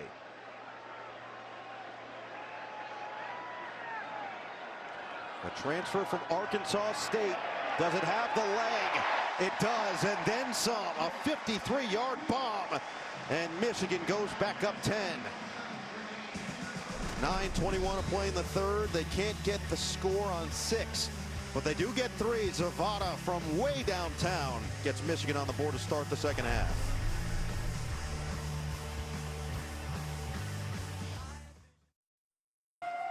Great feel for the environment here at the Big House. And yes, the reigning national champions take a little bit of a larger lead. This has been a back and forth affair, and the Fresno State defense has held their own. But the Michigan first 5 drives, they had only 3 first downs in their last 2 combined. The final of the second quarter and the start here of the third quarter. 6 first downs, including 4 on that last drive that led to the 53-yard field goal from Zavada. Dolman sends it deep. Delana and James waiting for it, and once again we'll let it sail into the end zone for a touchback. Coming into the game are Nissan big shots. The 2 interior tackles, Kenneth Grant and Mason Graham from Michigan. Mason Graham making his presence felt in the ball game. You got to have a plan for him. This time Fresno State says we're going to commit 3 guys. Well, that means one-on-one for someone else. Cam Brandt with the pressure. If you block him one guy, he's going to win, whether it's a run or a pass. Not good percentage. This time it's a double team, and guess what? Mason Graham still wins, beats the double team, and gets in on the run tackle. So these 2 guys on the inside are such a handful, but Fresno State not backing away from the challenge. Play action on first down. Keene's in trouble, will go down. No time to work for Mikey Keene as Rayshon Benny got to him immediately. This looks like confusion by the right guard and right tackle. Do you got him? No. Do you have him? Who has him? Nobody has him. Rayshon Benny splits the guard and the tackle, and an easy sack. Take a look at where he grabs Keene here. Does he get him on the horse collar? Yeah, and that is a new rule this year, a new point of emphasis. So far, no stoppage in play. Keene, he has a completion. In stride, Delana's going to take it for a first down. Nice 19 yards. Nice design of the play. Mikey Keene is going to fake to his right, like he's throwing the quick screen, and that's going to move the Michigan defense and just kind of open a seam. Right in there in the middle, the nice little hesitation and the look of the eyes by Mikey Keene opened up a seam. Sherrod in there. He's been the most productive running back. 10 carries for 32 yards despite the ankle injury. Delayed handoff, it is Sherrod. And he just disappears into that pile right back to the line of scrimmage. Now this time they double-teamed Kenneth Grant, and that left Mason Graham singled, and Mason Graham was in on the tackle, along with Derek Moore. Again, who are you going to double-team? Who are you going to single block? It's hard to single block either one of them. They work so well together. They've been roommates the last couple of years. Grant just moved out. They still go fishing together, still hang out just about every day, certainly in that room. They are the leaders. Keene, a strike right in the pocket for Moss. Mikey Keene's pass is complete. A really nice job by Moss. Watch him settle down between the linebackers. Instead of racing across the field, he finds the hole and settles down for his quarterback. And Keene able to find him. Sherrod, no running room. This Michigan defensive front showcasing just how stout they are. Stopped by Mason Graham. It's got to be good for Wink Martindale to know big 55 up front can just disrupt just about anything. I mean, the numbers say, why are you still running? Only 17 rushing yards for Fresno State, but you have to keep them honest. You can't just throw every down.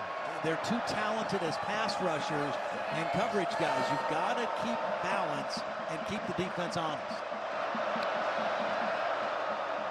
Sherrod tries to cut it upfield, and he is walloped by Stewart. Picks up 2. Really good play by Josiah Stewart. He's playing run first, disciplined on the edge. Watch him here. He's going to set the edge, so he's not going to get beat outside. And then once he reads the play, he falls inside and makes the tackle. He didn't chase right away, stayed disciplined, and still was able with his quickness to make the play. 3rd and 8.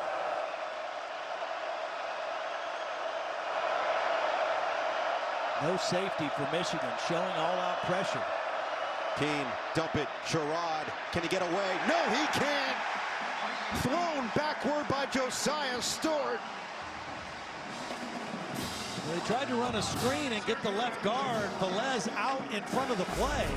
And Velez just went out there and blocked nobody. I mean, he should have been the guy that tried to get a block on Josiah Stewart. He's out there, and he just can't get to him. And Stewart, with his quickness, makes the play. They might have had a decent play if they could get a block on Josiah Stewart. Clay Lawrence back out there to boot it away to Samaj Morgan.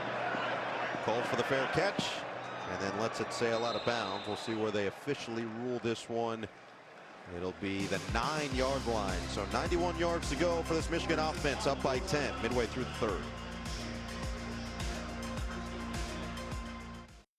Well, this was expected to be a big year for Donovan Edwards. He's been shifting gears his entire career. He came in the 2021 season highly touted recruit, but he was behind both Haskins and Corum in that backfield. They took a back seat. Then the following season, he got to be in that passenger side, along with Blake Corum in the front seat, a little over 1,100 total scrimmage yards. But last year went back to that back seat, took a back seat to Blake, who was just unbelievable. Now, with that being said, the first 9 versus the last 6 of the season for Donovan Edwards was a big difference. But Sharon Moore knows they need this guy to be at his best if this team's going to be at their best. Yeah, I mean, there's no question he has shown up in big games. The challenge for him this year is we need you to play big in every game, not just in the Ohio State game, not just in the playoffs or the national championship game.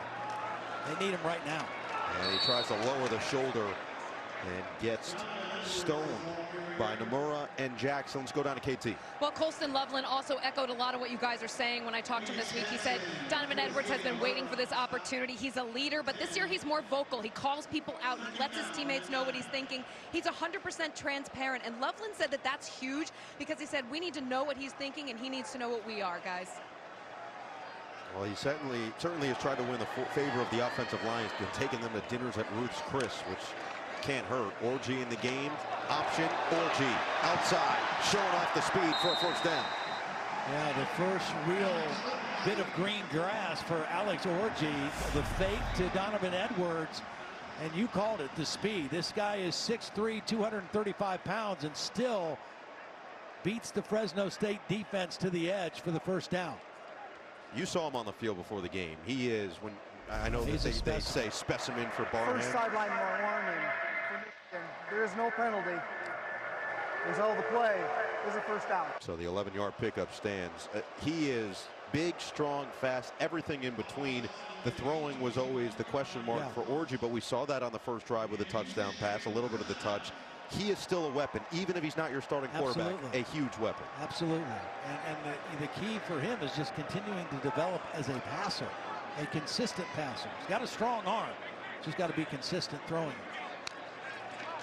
First down run for Edwards. Up the middle, and there's some production from Edwards for 8. Good hard-nosed run. Now look, Fresno State is selling out against the run. I mean, they are putting bodies around the line of scrimmage, and their defensive front is playing physical against this new Michigan offensive line. So there are no easy yards. There are no big chunk plays running the football right now. And so it's going to be blue-collar, hard-nosed runs, whether it's Donovan Edwards or Kalel Mullins or Alex Orji if he's in the game.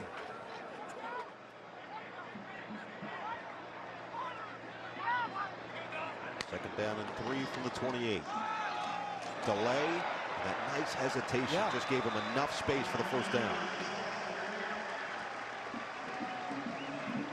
Yeah, just kind of waited for his guard, El Hadi, number 58, to come from the other side. Watch this play. Watch number 58, El Hadi, the lead blocker, and Edwards just kind of paused and let him get into his block on the edge and turn it into a first down. They're riding Edwards now on this drive. Feels like that's been the missing piece for him on top of it. He hasn't been out there for an extended drive yet. Warren outside, a little bit too far in front of Bell and incomplete. So Warren now 12 of 17, the 89 yards on the interception. And again, Orji back in the game on 2nd down and 10. I'll tell you the other guy that I think has to, be more of a factor. We've seen Loveland. We're starting to see Edwards. Samaj Morgan has to become more of a factor too. He's the most proven wide receiver they had coming back this year. Been pretty quiet so far. 1 catch in the ball game. And that 9-yard run on the opening drive does eventually set up the touchdown. Fake it, Orji looking to set up his blockers. Orji over the top and picks up 10 more. Got a nice block by Marlon Klein, number 17, who was careful not to hold on the outside. Here's Klein.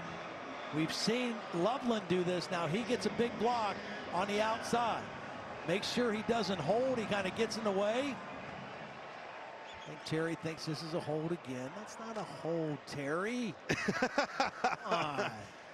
Spoken like a true quarterback. Got the players back. Hooks him around the waist, restricts right at the point of attack. But okay. I don't know what all those words mean. Yeah, there's a lot of compound syllables. Warren loads it up, looking for it all. Incomplete for Morris. Lockridge was there in lockstep. Out and up. He had separation. Just a slight overthrow by Davis Warren. Watch Lockridge bite on the out fake. And once he stopped like that, that allowed Moore to get separation. Got a player down on the field for Fresno State. It's Hamilton. Will step aside with Michigan up by 10 and driving.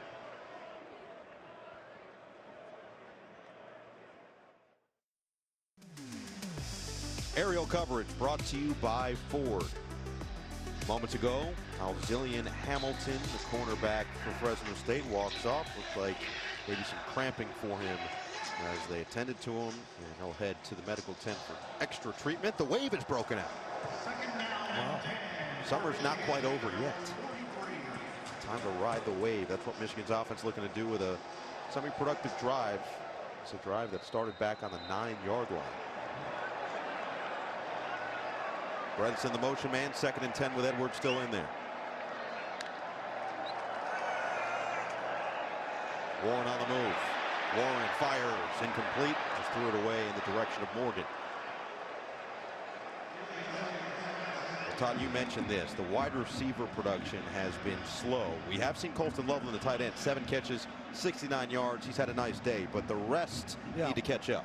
And this has to be pretty disappointing for Kirk Campbell, the offensive coordinator, because he told me, he said, look, we were very lucky last year that we didn't have injuries at wide receiver and tight end because we didn't have a lot of depth.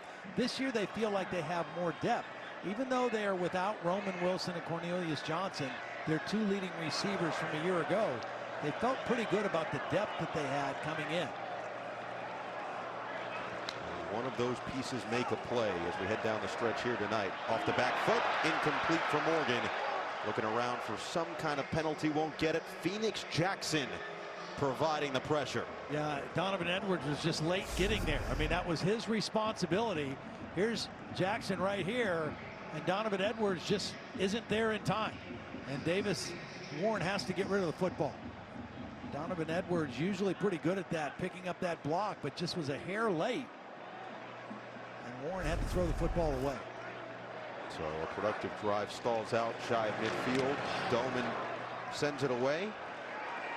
Fair catch called for and made under duress by Moss. It's a drive that'll start at the 14 for Fresno State. Can their offense catch fire and bring themselves closer?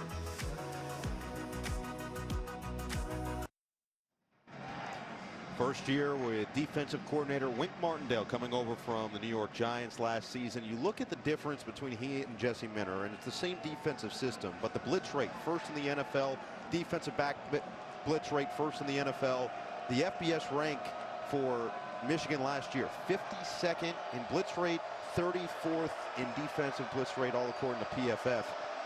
We haven't seen necessarily a ton of blitzing so far. How much of that is just catered to personnel? Well, a lot. I mean, Wink Martindale is a smart defensive coach. I mean, he doesn't blitz just to blitz. I mean, he blitzes if he needs to create pressure. But when you can create pressure with your front four, like they've done for the most part tonight, and stuff the run, you don't need to blitz. That gives you more flexibility with coverage on the back end. Gilliam sneaks through for 2 on first down. Well, we mentioned the idea of the connections from the last 2 defensive coordinators here in Ann Arbor. Mike McDonald, now the head coach of the Seattle Seahawks. Jesse Minter, now the defensive coordinator with the Chargers. But Wink Martindale was there with them in Baltimore. This quote is awesome. It's like I told the players, you know, in all humility, I'm the OG of this system. Not a whole lot's going to change. Maybe a little bit more aggressive as Hill breaks up the pass on Moss there. Said, we're just going to be completely fine here. It's going to be a continuation. Well, the defense, you know, I talked to him on the field before the game. He was really excited to see his defense play against another team. You know, no preseason games, no scrimmages with other teams like they do in the NFL. This is their first time playing against another team. He's got to be pretty happy with what he's seen so far. Let's see if they bring the blitz here on 3rd down and 8. Crowd's been relatively quiet throughout the night, waiting for a reason to erupt. Blitz comes. Barham in pursuit. Keene gets rid of it. And was anybody there? Does get past the line of scrimmage. Was he outside of that tackle box as well? Barham on the pressure and Keene on the throwaway. See, this is a blitz, but it's a zone blitz. It's zone coverage behind it. It's a tricky coverage. Mikey Keene is running for his life and has to just bail and throw the ball away. They get a free rusher, but they're not taking a chance of playing man-to-man coverage. Showcases that impact that Barham should provide through the season. Sharon Moore said it was a simple choice, bringing Martindale in for all the reasons we outlined. Lawrence sends another one deep. Morgan calls for it and makes the fair catch. Good field position for this Michigan offense. On Thursday, Michigan fans got an exclusive sneak peek of the new Peacock original series, Fight Night $1 Million Heist. The show starring Kevin Hart, Samuel L. Jackson, Taraji P. Henson, Don Cheadle, and Terrence Howard premieres September 5th. That is an all-star ensemble in what should be a really entertaining show. And that's what this Michigan offense is still trying to provide. An extra spark, an extra level of entertainment. Davis Warren has been the guy for the majority of these snaps at quarterback. Orji has come in and spelled them with just 1 pass attempt that went for the touchdown. Only touchdown of the game. So Bredesen in motion, handed off for Mullins. Mullins bounce away and picks up 6. Well, a lot of credit belongs to this Fresno State defense, particularly their front 7, and how stout and physical they have been against the run. Michigan typically has been able over the last few years to impose their will on teams with their front, and they just haven't been able to do that. I mean, running the football now 87 yards, well below their normal numbers rushing the football. Second and a long 2. Warren, quick strike outside. Morris. It's going to depend on the spot as to whether they move the sticks here. It looks like they'll give it to him on forward progress as Regan tried to keep him backward. You know, it is worth mentioning that if this Fresno State defense plays like this throughout the year with the expanded playoff, this team is a legitimate threat. Yeah, I mean, there's going to be one Group of 5 conference champion that's going to make it into the playoffs. And the Mountain West Conference has got a couple good teams. And this is one of them. Boise State is predicted to win the conference, but Fresno State is showing that they'll be in that conversation for sure if they play like this. Hanging in there with the defending national champions. A 10-point ball game as we go to the 4th in Ann Arbor on Big Ten Saturday night.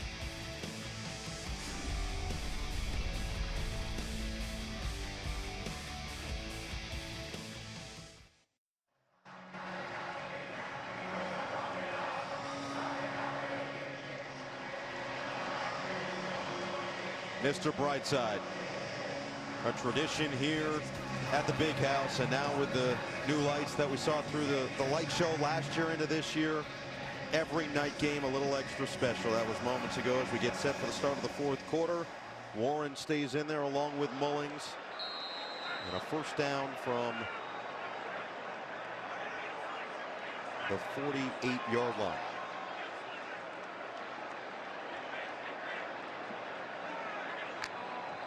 Fans here waiting for an explosive play of some kind.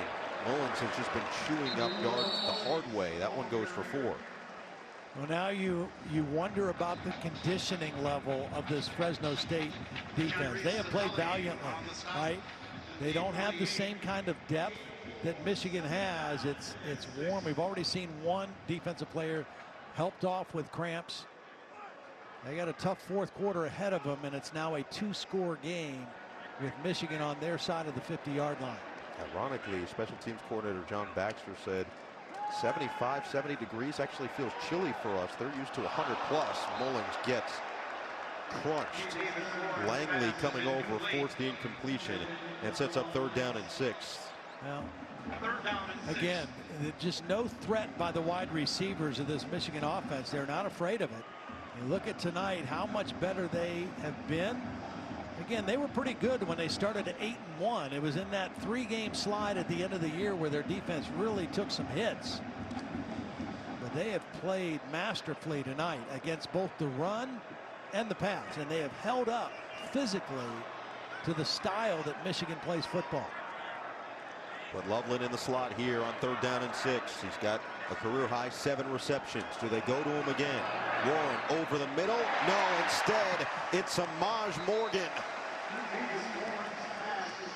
Well, that's what they needed, right? I mean, they just have not been able to get the ball in the hands of any of their wide receivers.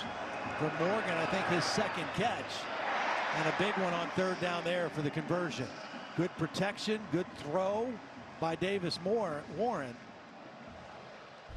A new set of downs.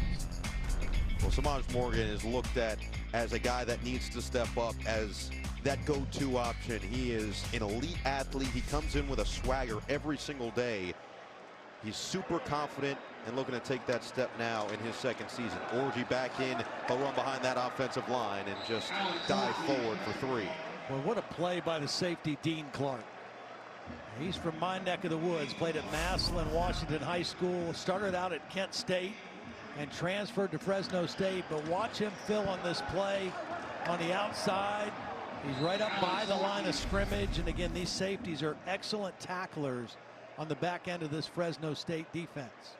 Clark was the 2nd leading tackler on the team last season. Voted a captain at Kent State in 2021. Played 35 games there before coming over to Fresno. Orji stays in on back-to-back plays and then dirts that one to Morris. And we haven't seen him on back-to-back plays, right? And they kept him in for 2 in a row. They called a little rollout pass. And just not a good throw into the ground. And again, I mean, he is a supreme athlete with a very strong arm. And the coach just said he has really developed from the time he got here till now as a passer. He was a 54% completion guy in high school as a senior, right? That doesn't cut it in college football. So his development and consistency as a passer is where he needs to go, because he's got a lot of other intangible tools. 3rd and 7, and Loveland can't haul it in. Well, we haven't seen him drop many balls. This is a good throw by Davis Warren. And Loveland just not able to corral him. He's working against the safety. It's a good throw, right on target and right on time. And Loveland just whiffs on that one.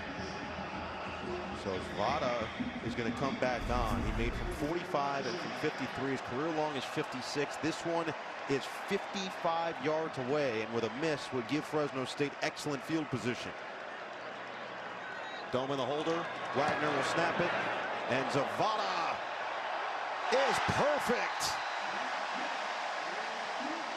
Good from 45, 53, and now 55 to extend this to a 13-point game. They believe in this kid. They said there's no real target line for him. Just send him out and let him do the rest. And so far, he has gotten the job done on every angle.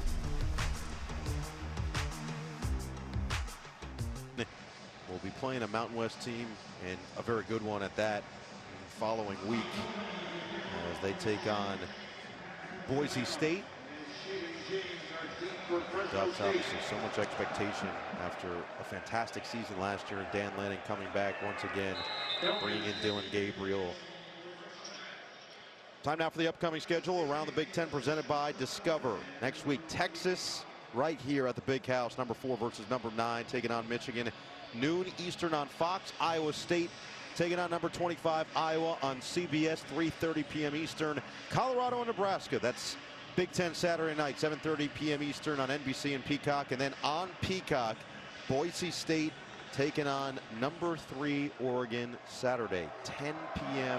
Eastern time. Mountain West Conference, a team that is expected at very minimum to compete for the top, many believe to win the conference. Yeah, UNLV also picked up there. They're blanking Houston tonight so far. Sherrod dumped in the backfield by Rolder. Well, again, they had just dominated the run defense now. Take a look at this play. Rolder just comes from the outside. He's an inside linebacker lined up on the end of the line of scrimmage. And they have just negated this running game. So far for the game now, 17 total yards rushing, -8 in the second half. And that makes it 2nd and 14 for Mikey Keene. Good time here, lofts it, sideline, Keene in the bucket for Moss. Guarded by Johnson. Moss takes advantage and he's hurt. Excellent coverage by Will Johnson, but a perfect throw. It looks like Moss is cramping up as well. Beautiful throw by, probably the best throw Mikey Keene has made all night. Right over the outside shoulder. It's a slot fade, working on Will Johnson, the best cover guy, and perfectly placed football. What a catch by Moss, who is just shown to be so talented. That one goes for 28 yards. Now they're allowed to have a little chicken fighting in there and a little infighting with the hands, as long as neither player pushes off or extends, and that didn't happen. And a perfect throw by Mikey Keene. Jalen Moss down. We'll check on him when we come back. Fresno State driving.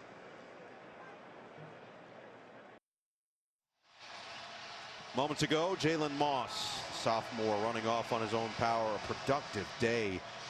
6'1", 175. We've seen the physical attributes. 6 catches, 97 yards for Moss. Keene has only thrown for 130 total. And we know what he did last year. He's looking for his 3rd career 100-yard game here against one of the more impressive defenses in the country. Yeah, Jalen Moss and Colston Loveland have been the 2 most productive players on the field so far tonight for the 2 teams. Can Fresno State cash in on the explosive play? Fake it. Keene rolling. Keene delivers. Caught. Delana. A nice throw rolling to his left. It wasn't open right away. Watch him kind of buy a little bit more time. Just kind of drifts until his man was open, and then delivers a nice throw rolling to his left. Picks up 15 and now getting close to field goal range. This team needs touchdowns and they need them quick. Here comes the rush. Barham in pursuit. Keene's got to get rid of it, and he does. Oh, it's caught. No, they're going to roll it incomplete. Yeah, the last play was a design rollout. This was not. This was a rollout because of pressure. Keene almost comes up with another completion. Ooh. I'll tell you what, that looks like a catch. The ball did not move. It can touch the ground, but it didn't move. His arms were under it. He never lost control. That's going to be overturned and be a catch. That looks pretty clear, and they will review this.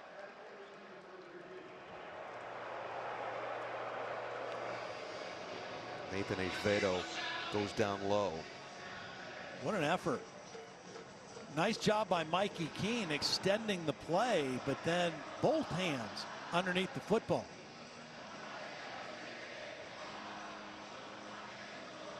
So this is going to continue what is probably the best offensive drive of the day right now for Fresno State. Look at this extension by Mikey Keene. Yeah, Barham is coming on the pressure, and we know how he can run, and Keene eludes him and then makes another nice throw on the move. And they're attacking Will Johnson right now. They're not scared of his side of the field. That's what we normally see. We expected maybe Fresno State would throw away from Johnson. They're going right at the star corner. Well, they went after him with a double move, the little slant and go, and they had it, but it was a bad throw by Mikey Keene. Would have been a touchdown. And they desperately need a touchdown. I agree with you that they can't be thinking field goal here. Well, there's still a lot of time if they do get in the end zone. Yeah, and the way their defense is played, you got to feel like they're going to have opportunities. But we go back to the end of the second quarter. They had a little over a minute left. After the review, the ruling on field has changed. The wide receiver did complete the process of the catch at the 19 line. The ball was placed at the 19-yard line. First down and 10. Game clock will start on the ready for play. So at the 19-yard line, another look at the excellent grab. Little trick play coming up right here. Now Mikey Keene is in the ball game, but he is out as a wide receiver. This is Mikey Keene right here. They got their backup quarterback Joshua Wood in the game, 6'2", 202 pounds. Two quarterbacks in there. Wood takes it himself. Really had it stripped. Page out of the Alex Orji playbook right there. And then a little extra after the fact.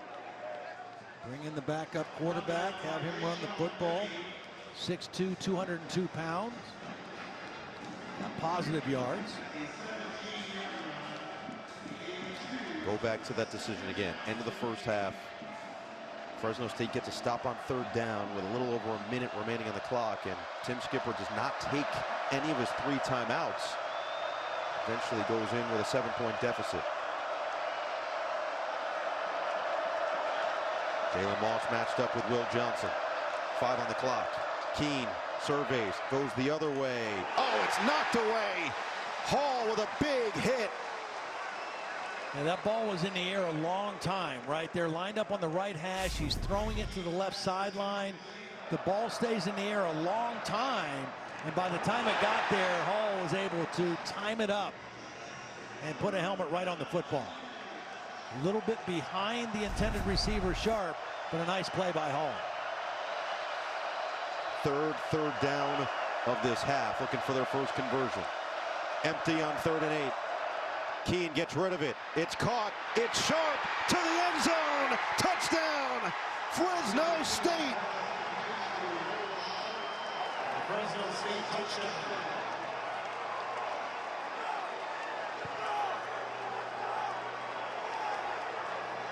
Well, nice job by Mikey Keene, because there is an unblocked guy. This is zero coverage, no safety. So one-on-one right here, but this guy comes free. Mikey Keene knows he's got to get rid of the football, and he delivers a strike while backpedaling, and the receiver does the rest. Excellent play against full pressure, and Fresno State gets their first touchdown of the ball game. One of the 2 FCS transfers gets into the end zone, and the extra point from Lynch makes this a 6-point game, which is critical with 10:06 to play. Outstanding drive by Mikey Keene, making plays on the run, and then this one, the touchdown against an unblocked defender, gets the ball out on time, on target, and the defender just overextended. Jaden McBurrow out of position to make a tackle, and no safety help because it was full blitz, zero coverage. And this is where we go back to that experience for Mikey Keene and understanding the situation, understanding how much time is still on the clock, and settling down the rest of his offense, some of which is inexperience, but we saw a number of guys step up and make plays on that drive. And also understanding, look, the first half was not my best, right? I have not had the kind of game that I wanted to have coming in here, but that drive was outstanding. 50% in the first half, 7 of 10 since then, and that last drive and the throws he made against pressure, rolling to his left, rolling to his right, and then with a inside blitz coming right at him, as good as you can do as a quarterback. Drive goes 7 plays, 75 yards in 2 minutes and 37 seconds. It was all set up by the 28-yard catch by Jalen Moss. And eventually Sharp does the rest on his second grab of the day to bring Fresno State back within a score. And a lot of time still left in the ball game with 10:06, so Michigan can't just take the air out of the football. They've got to be aggressive too. It's a one-score game. Mullings going to take it out.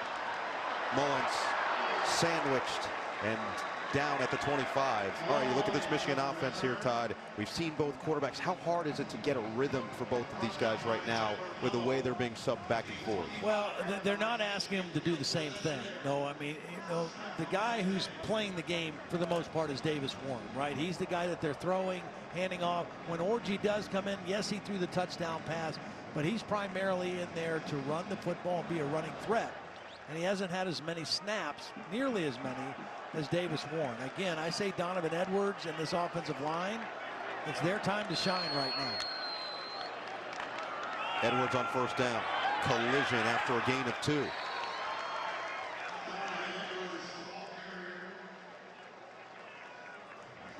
Good look at this new offensive line for Michigan. Sharon Moore said even those Joe Moore award-winning offensive line groups in years past, the last couple years with him as the O-line coach, they needed to improve through the season. He expects this group to do the same. Each week get a little bit better. And this is a huge moment for them to prove themselves. It's the hardest group to develop, right? I mean, because you have to have 5 guys working as a unit in cohesion, and that takes time, especially against live competition.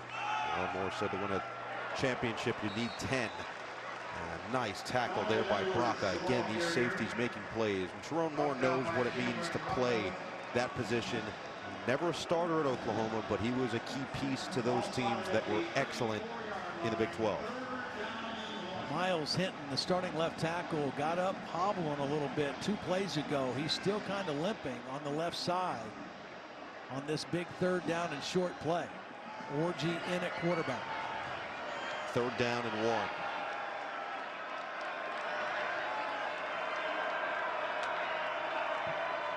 Orji keeps. He's got a lot of space and a first down. Really sold the fake. And Fresno's defense thought he had given the ball off. He was patient with the fake. He rode it in for a long time before pulling, and then he had a crease. Watch how long he holds his fake. Hold, hold, hold. Commit that guy on the end of the line. That was Braca, the safety, and that's why it opened up. He was not impatient with that play, and it set up beautifully. 5 carries, 32 yards to go along with a passing touchdown for Orji. Mullings. Dragging tacklers with him. Big gain of 21. Kalel Mullings. Power. A really nice job of running power football. Watch Bredesen leading up on the middle linebacker. Good blocking at the point of attack. And then just the strength and power of Kalel Mullings.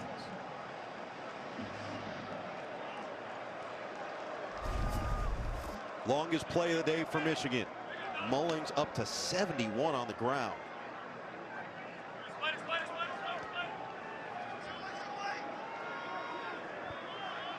But Loveland in motion on first down. Mullings cuts. Mullings chewing up yards. They cannot stop him. Well, this is the first time in the ball game that Fresno State's defense has looked a little bit fatigued to me. They're not getting off blocks on this possession. Credit the offensive line and tight end group of Michigan and the hard running of Kalel Mullings. But some of those 2- and 3-yard gains are springing for more here on this drive.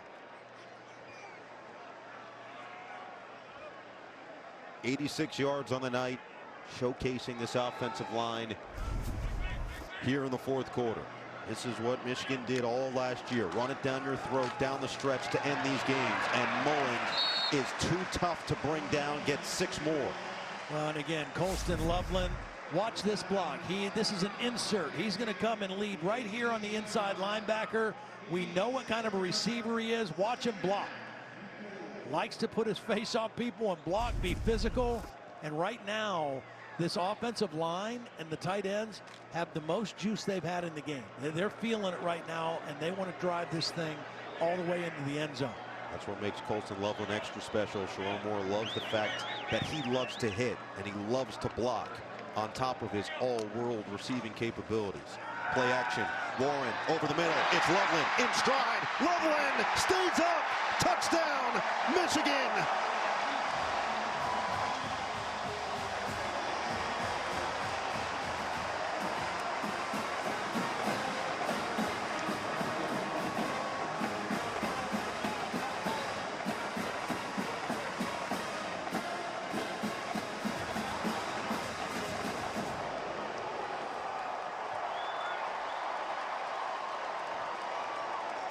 Yards for Pater for number 18 and the first career passing touchdown for Davis Warren.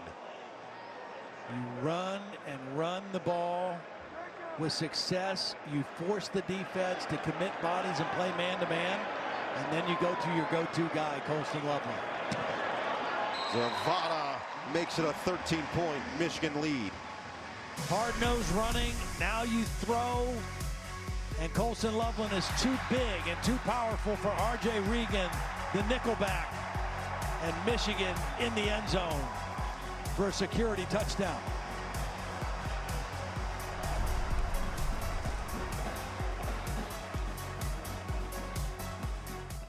Scoring affair there. It was a low-scoring affair into the fourth quarter here, but back-to-back touchdown drive. 7-play, 75-yard drive for Fresno State resulted in the touchdown pass from Keene. Then a 7-play, 75-yard drive for Michigan results in the touchdown pass from Davis Warren to Colston Loveland. Now up to 8 catches, 87 yards, and the touchdown. Doman's going to send it away with 5:43 to play, and now Fresno State is going to have to play with a little bit more urgency in these last couple of minutes here in Ann Arbor. Sharon Moore, his first game as the full-time head coach here at Michigan. All the players were so excited for him, and what he brings is a continuation of what Jim Harbaugh built the last couple of years, but energy, excitement, a player's coach through and through, as that one will sail into the end zone for a touchback. Well, the Michigan coaches gush about this guy. I think he's the best tight end in the country. He can do it all. He likes to block. He likes the physical characteristic, but you can put him out as a wideout and work on a corner, and he can win. And then you can put him inside in the slot, and he can beat another defensive back and win again. He creates separation. He's just so big, strong, and athletic, and he has great ball skills catching the football. He is a quarterback's best friend, and he has shown it tonight. 8 catches, 87 yards, and that last touchdown. Sharon Moore compared him to Travis Kelce at media days this year, and that right now is feeling fairly similar, and that could be a nail in the coffin. Johnson comes away with it. Quentin Johnson on another tip drill. Second interception for Mikey Keene, and the second takeaway for this Michigan defense. Yeah, another high throw by Mikey Keene. Off the fingertips. Is it catchable? Yes. But if the ball is lower on the numbers, it's a completion. Instead, it's a tip ball, and it ends up, we think, is an interception. Nope, maybe not. That one's not going to be an interception. Hands were under, ball bounced off the turf, and Fresno State, luckily, is going to maintain possession of this one. Yeah, I think Quentin Johnson might have to bring those sunglasses back. Yeah, looks good on him, but he's got to put them away. He's rocking them. So Chef Cervinsky and this crew will take another look, but this feels like a pretty open and shut case that hit the ground before Johnson could secure possession. And this should be a quick review. Yep, I think he just realized it. Sunglasses back in the case. And the Fresno State offense realizes it themselves as Johnson asks for his helmet. It's worth a try, right? Yeah. Sell it, just sell it as much as you can. I've been told if you walk with confidence, people generally believe. Yeah. But a sigh of relief for Fresno State, still within 2 possessions here. Rod Moore, who was voted a captain this year despite the injury. Yeah, he didn't love it, but still happy for his team. He's iced out himself. After review, the ruling has changed. The ball touched the ground, therefore it's an incomplete pass. The ball go back to the 25-yard line. It'll be second down. So Johnson back out there. Another look at Rod Moore. You know, Sharon Moore, I love the quote he said. It's like having another coach more on the sideline, and just his presence, despite him not being on the field, it feels like it means so much for this defensive unit. Says he sits in the front row of the meeting rooms every day. He's taking notes. He's talking to other players. He's helping them. You know, he is as engaged as he can possibly be without being able to play. He's going to be out for a while as Keene delivers. Oh, this one is picked off. Makari Page looking to take it the other way. Dumped down shy of the 20, a 20-yard return, and Michigan just takes it right back. Flag is down.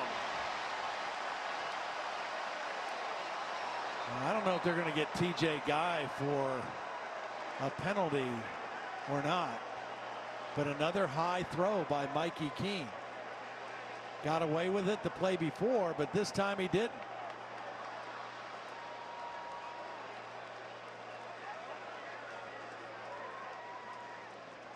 We have something on the sideline as well.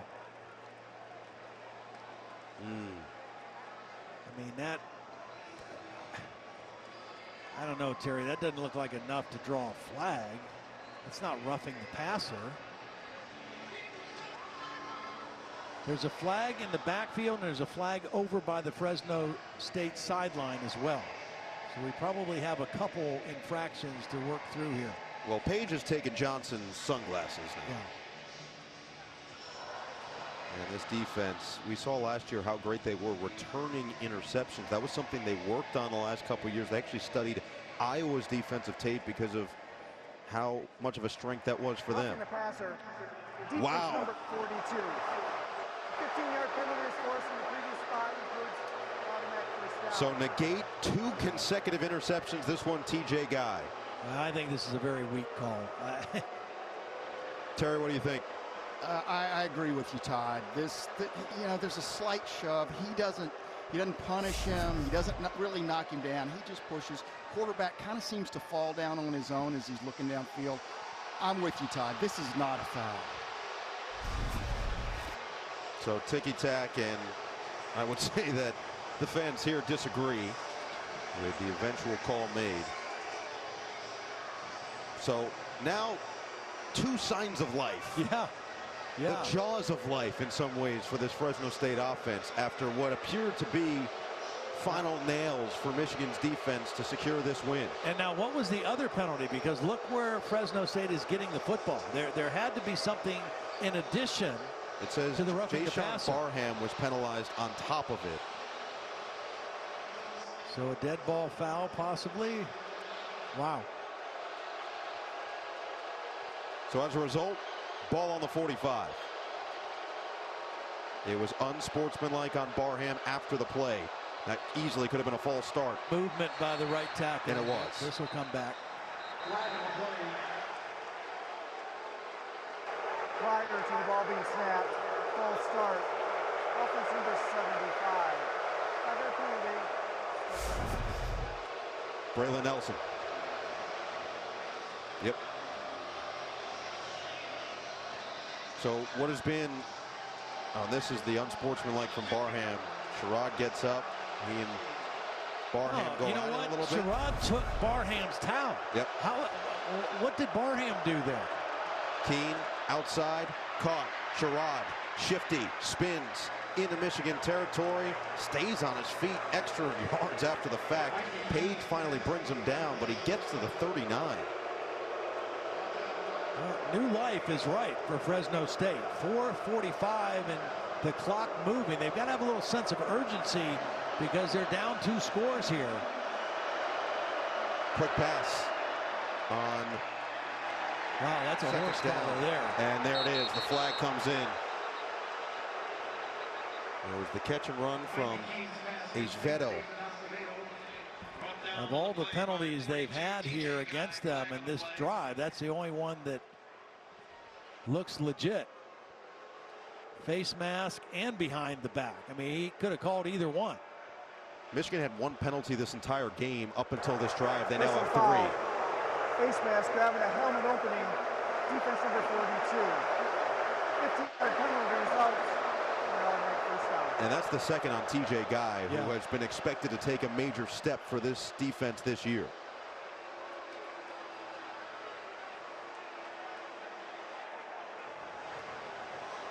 So the continuous opportunities for Fresno State, and now you've got to punch it in.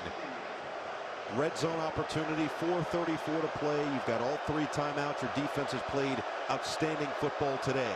Can Mikey Keene, the veteran, get the job done here? Keene looking to throw. Pressure felt. Lost it to the sideline. Another completion goes to Beecham. A really nice design. They had Beecham over there with Jalen Moss, and Michigan was more concerned with Moss, who kind of sold the screen. You see both defenders take steps towards Moss, and Beecham opened up for the completion. It'll be 1st and goal. Oh, picked off! Too many times. Will Johnson, one of the best quarterbacks in the country, seals it for Michigan. Pick 6, touchdown Wolverines.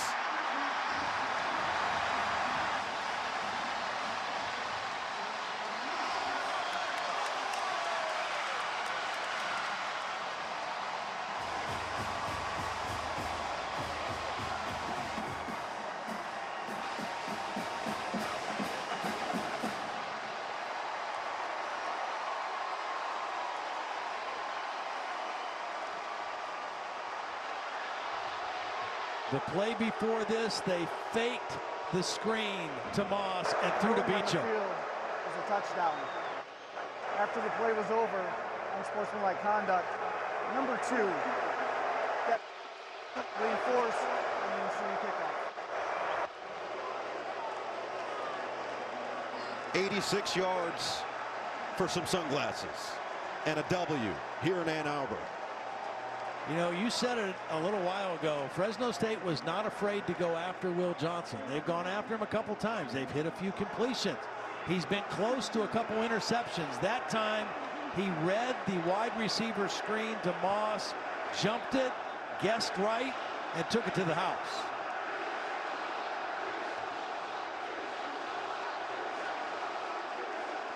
Don't poke the bear too many times, you know. He read this right away and stepped in front of the throw and made an All-American kind of play. Preseason first team AP All-American. Preseason Big Ten honoree. First team All Big Ten last year. Second team by the media. The coaches knew just how special he was. His defensive coordinator, Wink Martindale, knows just how special he is. And Jerome Moore's head coach knows that he is one of the heart and souls of this defense. He said if juniors could be voted as captains, this guy, Will Johnson, would have been a captain this year. And we see what he does on the field. It's what he does off the field on top of it. Well, he just was in perfect position. He read this. He guessed right. They tried to fake the screen the play before, and they hit the tight end for a nice completion. And this time, Will Johnson was ready to make a play. Mikey Keene got a couple interceptions back. That one, he did not get back. That was the ultimate ball don't lie finisher to the drive. After the soft penalty on TJ Guy that extended it and really got it back to Fresno State after what looked like a second consecutive interception. It's Johnson that finishes it off, and now with 3:57, time is basically run out for the Bulldogs. Michigan last year had the #1 defense in the country. So many of the numbers supported just how dominant they were every single week. Didn't allow a touchdown defensively until the second half of the regular season. And they proved to be dominant once again as we go to KT. Well, guys, Will Johnson has been leaning heavily on the experience and the knowledge of Wink Martindale. He asked Martindale, who's the best defensive back you ever coached? And Wink's response, Michigan legend Charles Woodson. Johnson told me he's gotten close to Woodson over the years, especially wearing his #2 jersey. He said, I want to follow in his footsteps. Any chance I can get to pick his brain, I take advantage of it. And that includes advice on training. Johnson is known to train like an NFL player. And as you can see, the Hall of Famer's mentorship has been paying off. Well, he wears that #2 because that's the guy he idolized, and he has certainly played to that level for this Michigan defense. Fresno State is looking to find anything they can here as Beecham is chopped down after a gain of 9.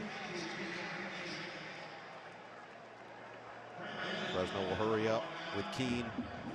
Sherrod split to the outside, playing through that ankle injury, and he's played a number of snaps tonight.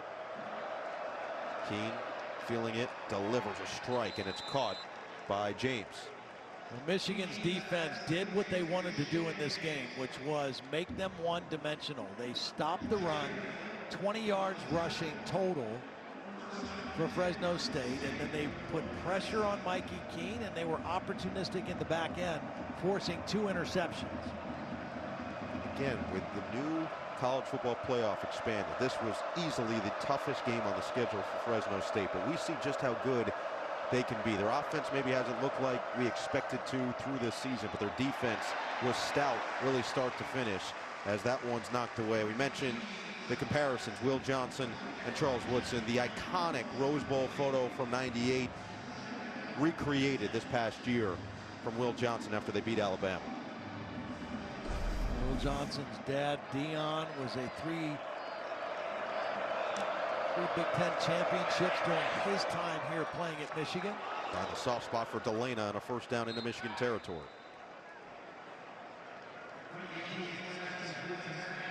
A 15-yard pickup. Keene up to 230 yards.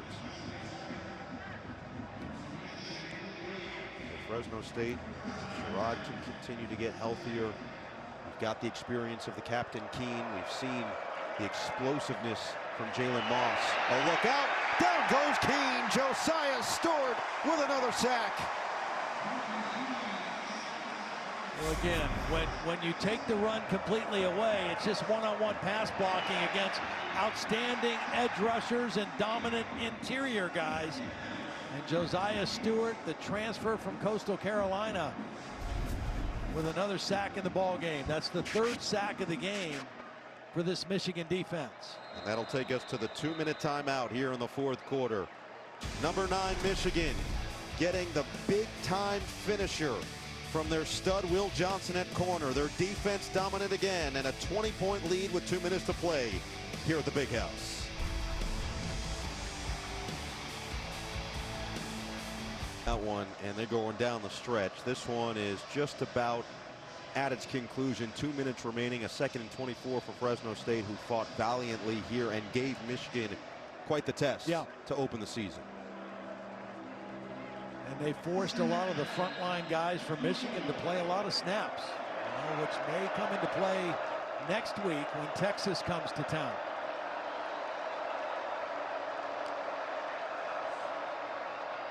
Swing it, Delana. Good blocking in front, trying to weave his way through, and gets it back to the 45. I mean, Fresno State will not face an offensive line or a defensive line nearly as good as what they saw tonight. And they held their own. Tim Skipper can fly home and say, you know what, we played well. If we play this way and eliminate some of the turnovers, some of the mistakes, we'll be just fine with the rest of our schedule. That's what you hear from the Michigan offense all the time, is how much they've been sharpened by having to go up against this Michigan defense every day in practice.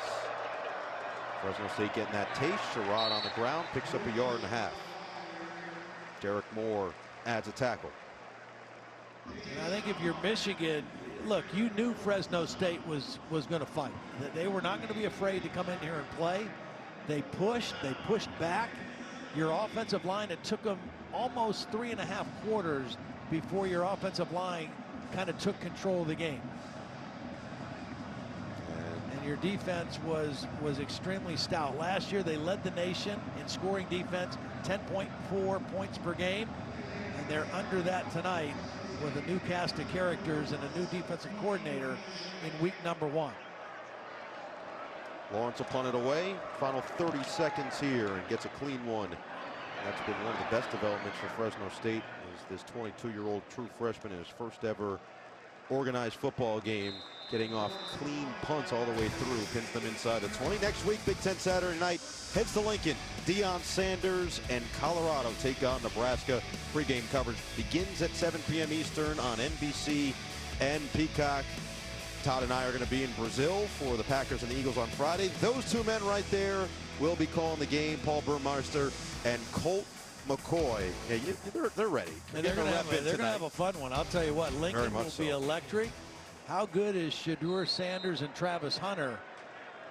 That is going to be exciting to watch. Dylan Raiola, the freshman quarterback, played well today. See him in that big stage next week. Well, on this big stage here tonight, Davis Warren, the former walk-on, who has been through so much through his young life, makes his first start at Michigan, and it's a victory. 30-10, the defending champions start the season with a win.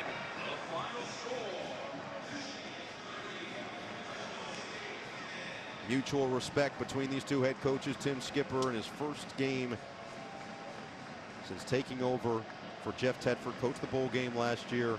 Now in the interim role, Sharon Moore, first game as the full-time head coach, and continued winning and excellence for the Wolverines tonight.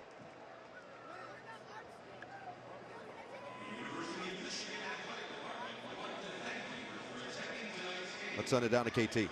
All right, Coach, congratulations. Your official first victory as head coach of the University of Michigan. What did you learn about your group tonight? Yeah, tough, gritty performance. I thought our defense did an outstanding job. Gave them a couple big plays, but that's going to happen.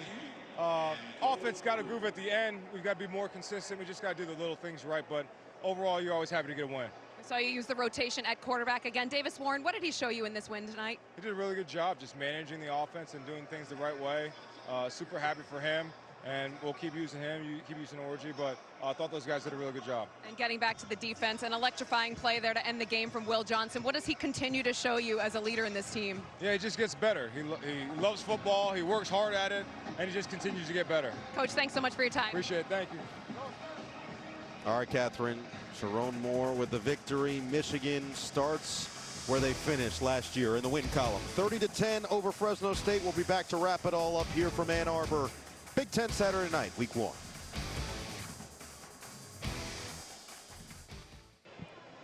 (30-10) win for Michigan here in Ann Arbor, and the tight end, one of the major storylines. Colston Loveland, a star, and moments ago he stood with KT.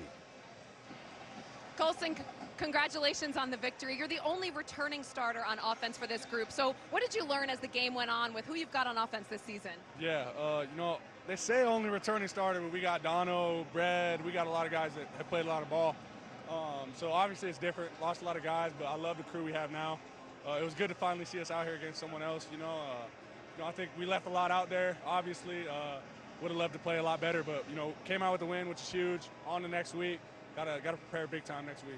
Davis Warren and Alex Orgy split the responsibility at quarterback. How was that communication with you, with having two quarterbacks at the helm? Yeah, I mean, we love both those guys. Dogs, they do everything right. So whoever was out there, we knew we were in good hands. And just big shout out to those guys. And they're so respectful with each other. There's no beef. Cheer each other on, and it's pretty cool to see.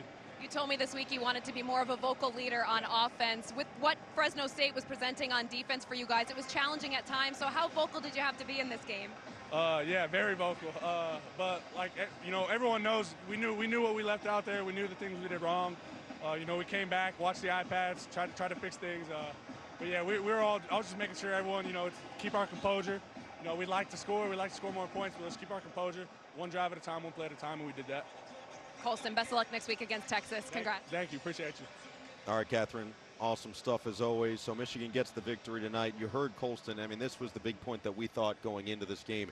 Not a lot of returning starters, but a lot of returning experience, and it never felt like they panicked today. No, they never panicked. I mean, Fresno State was a game opponent. I mean, they really brought the game to Michigan, and it wasn't really until the end, you know, the last half of the fourth quarter where Michigan really flexed on them and kind of established the line of scrimmage. Now, their defense, you know, we knew their defense was going to be great. That defensive front is as good as any in college football. They're going to keep them in every game. It'll be up to the offense, the two quarterbacks, to continue to develop and grow to see how far this team can go. It was the defense scoring, as they did so many times last year, one of the best in the country in doing so. And Will Johnson with the sealer moments ago with Catherine Tappan.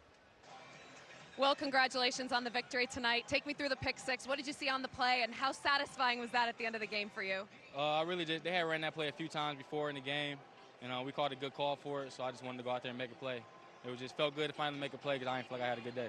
And it must feel good, too, when the defense comes through as big as they did in a game like this where Fresno presented some challenges at times. Yeah, for sure. I mean, it was our first game out here. Just getting to feel with each other, and we're excited we got the win. You told me this week you want to be a player that your teammates depend on. Where was that best on display tonight? I definitely got a lot of room to improve. Go back this week, focus on getting better and getting ready for Texas. Well, thanks so much for the time. Thank you. And that's obviously the big next step now for Michigan. You've got number 4 Texas coming in, and they look strong today. It's a team that was in the college football playoff last year, a team that wanted to fight for that national championship and battled with Washington in the semifinal. You know you're going to have to be prepared. Again, the experience of this team is there. The offense needs to take that next step to compete. Yeah, I mean, the defense is real, okay? The defense is, again, whether it's Texas, whether it's Fresno State, whoever they play, Ohio State, the defense is going to keep them in every game. The offense has to grow. And most times, your most growth comes from game 1 to game 2, and the offense needs to do that. Not just the quarterbacks, the wide receivers. They were pretty quiet tonight, too. Outside of Colston Loveland, not a lot of action in the passing game, so that has to improve for this Michigan team as well. I did love Will Johnson, who had the big pick 6. Yeah. Wasn't my best day. Yeah. That's the mentality of this team. That's it right. feels like every time they break through one glass ceiling, they want to get to the next one. And Sharon Moore, a player's coach, gets his first official victory as the full-time head coach here in Ann Arbor. They delight their home fans once again with a 30-10 victory, another win in the Big House. Coming up next, except on the West Coast, your local news. Don't miss an action-packed football lineup next week, starting with the Ravens and the Chiefs on Thursday night on NBC and Peacock, then the Packers and Eagles live from Brazil Friday exclusively on Peacock. Saturday, it's a quadruple header highlighted by Northern Illinois, Notre Dame at 3:30 on NBC. Colorado taking on Nebraska at 7:30 Eastern on NBC. For Catherine Tappan, Todd Blackledge, Terry McCauley, our entire NBC crew, I'm Noah Eagle saying so long from Ann Arbor, where Michigan starts the season with another victory in their title defense.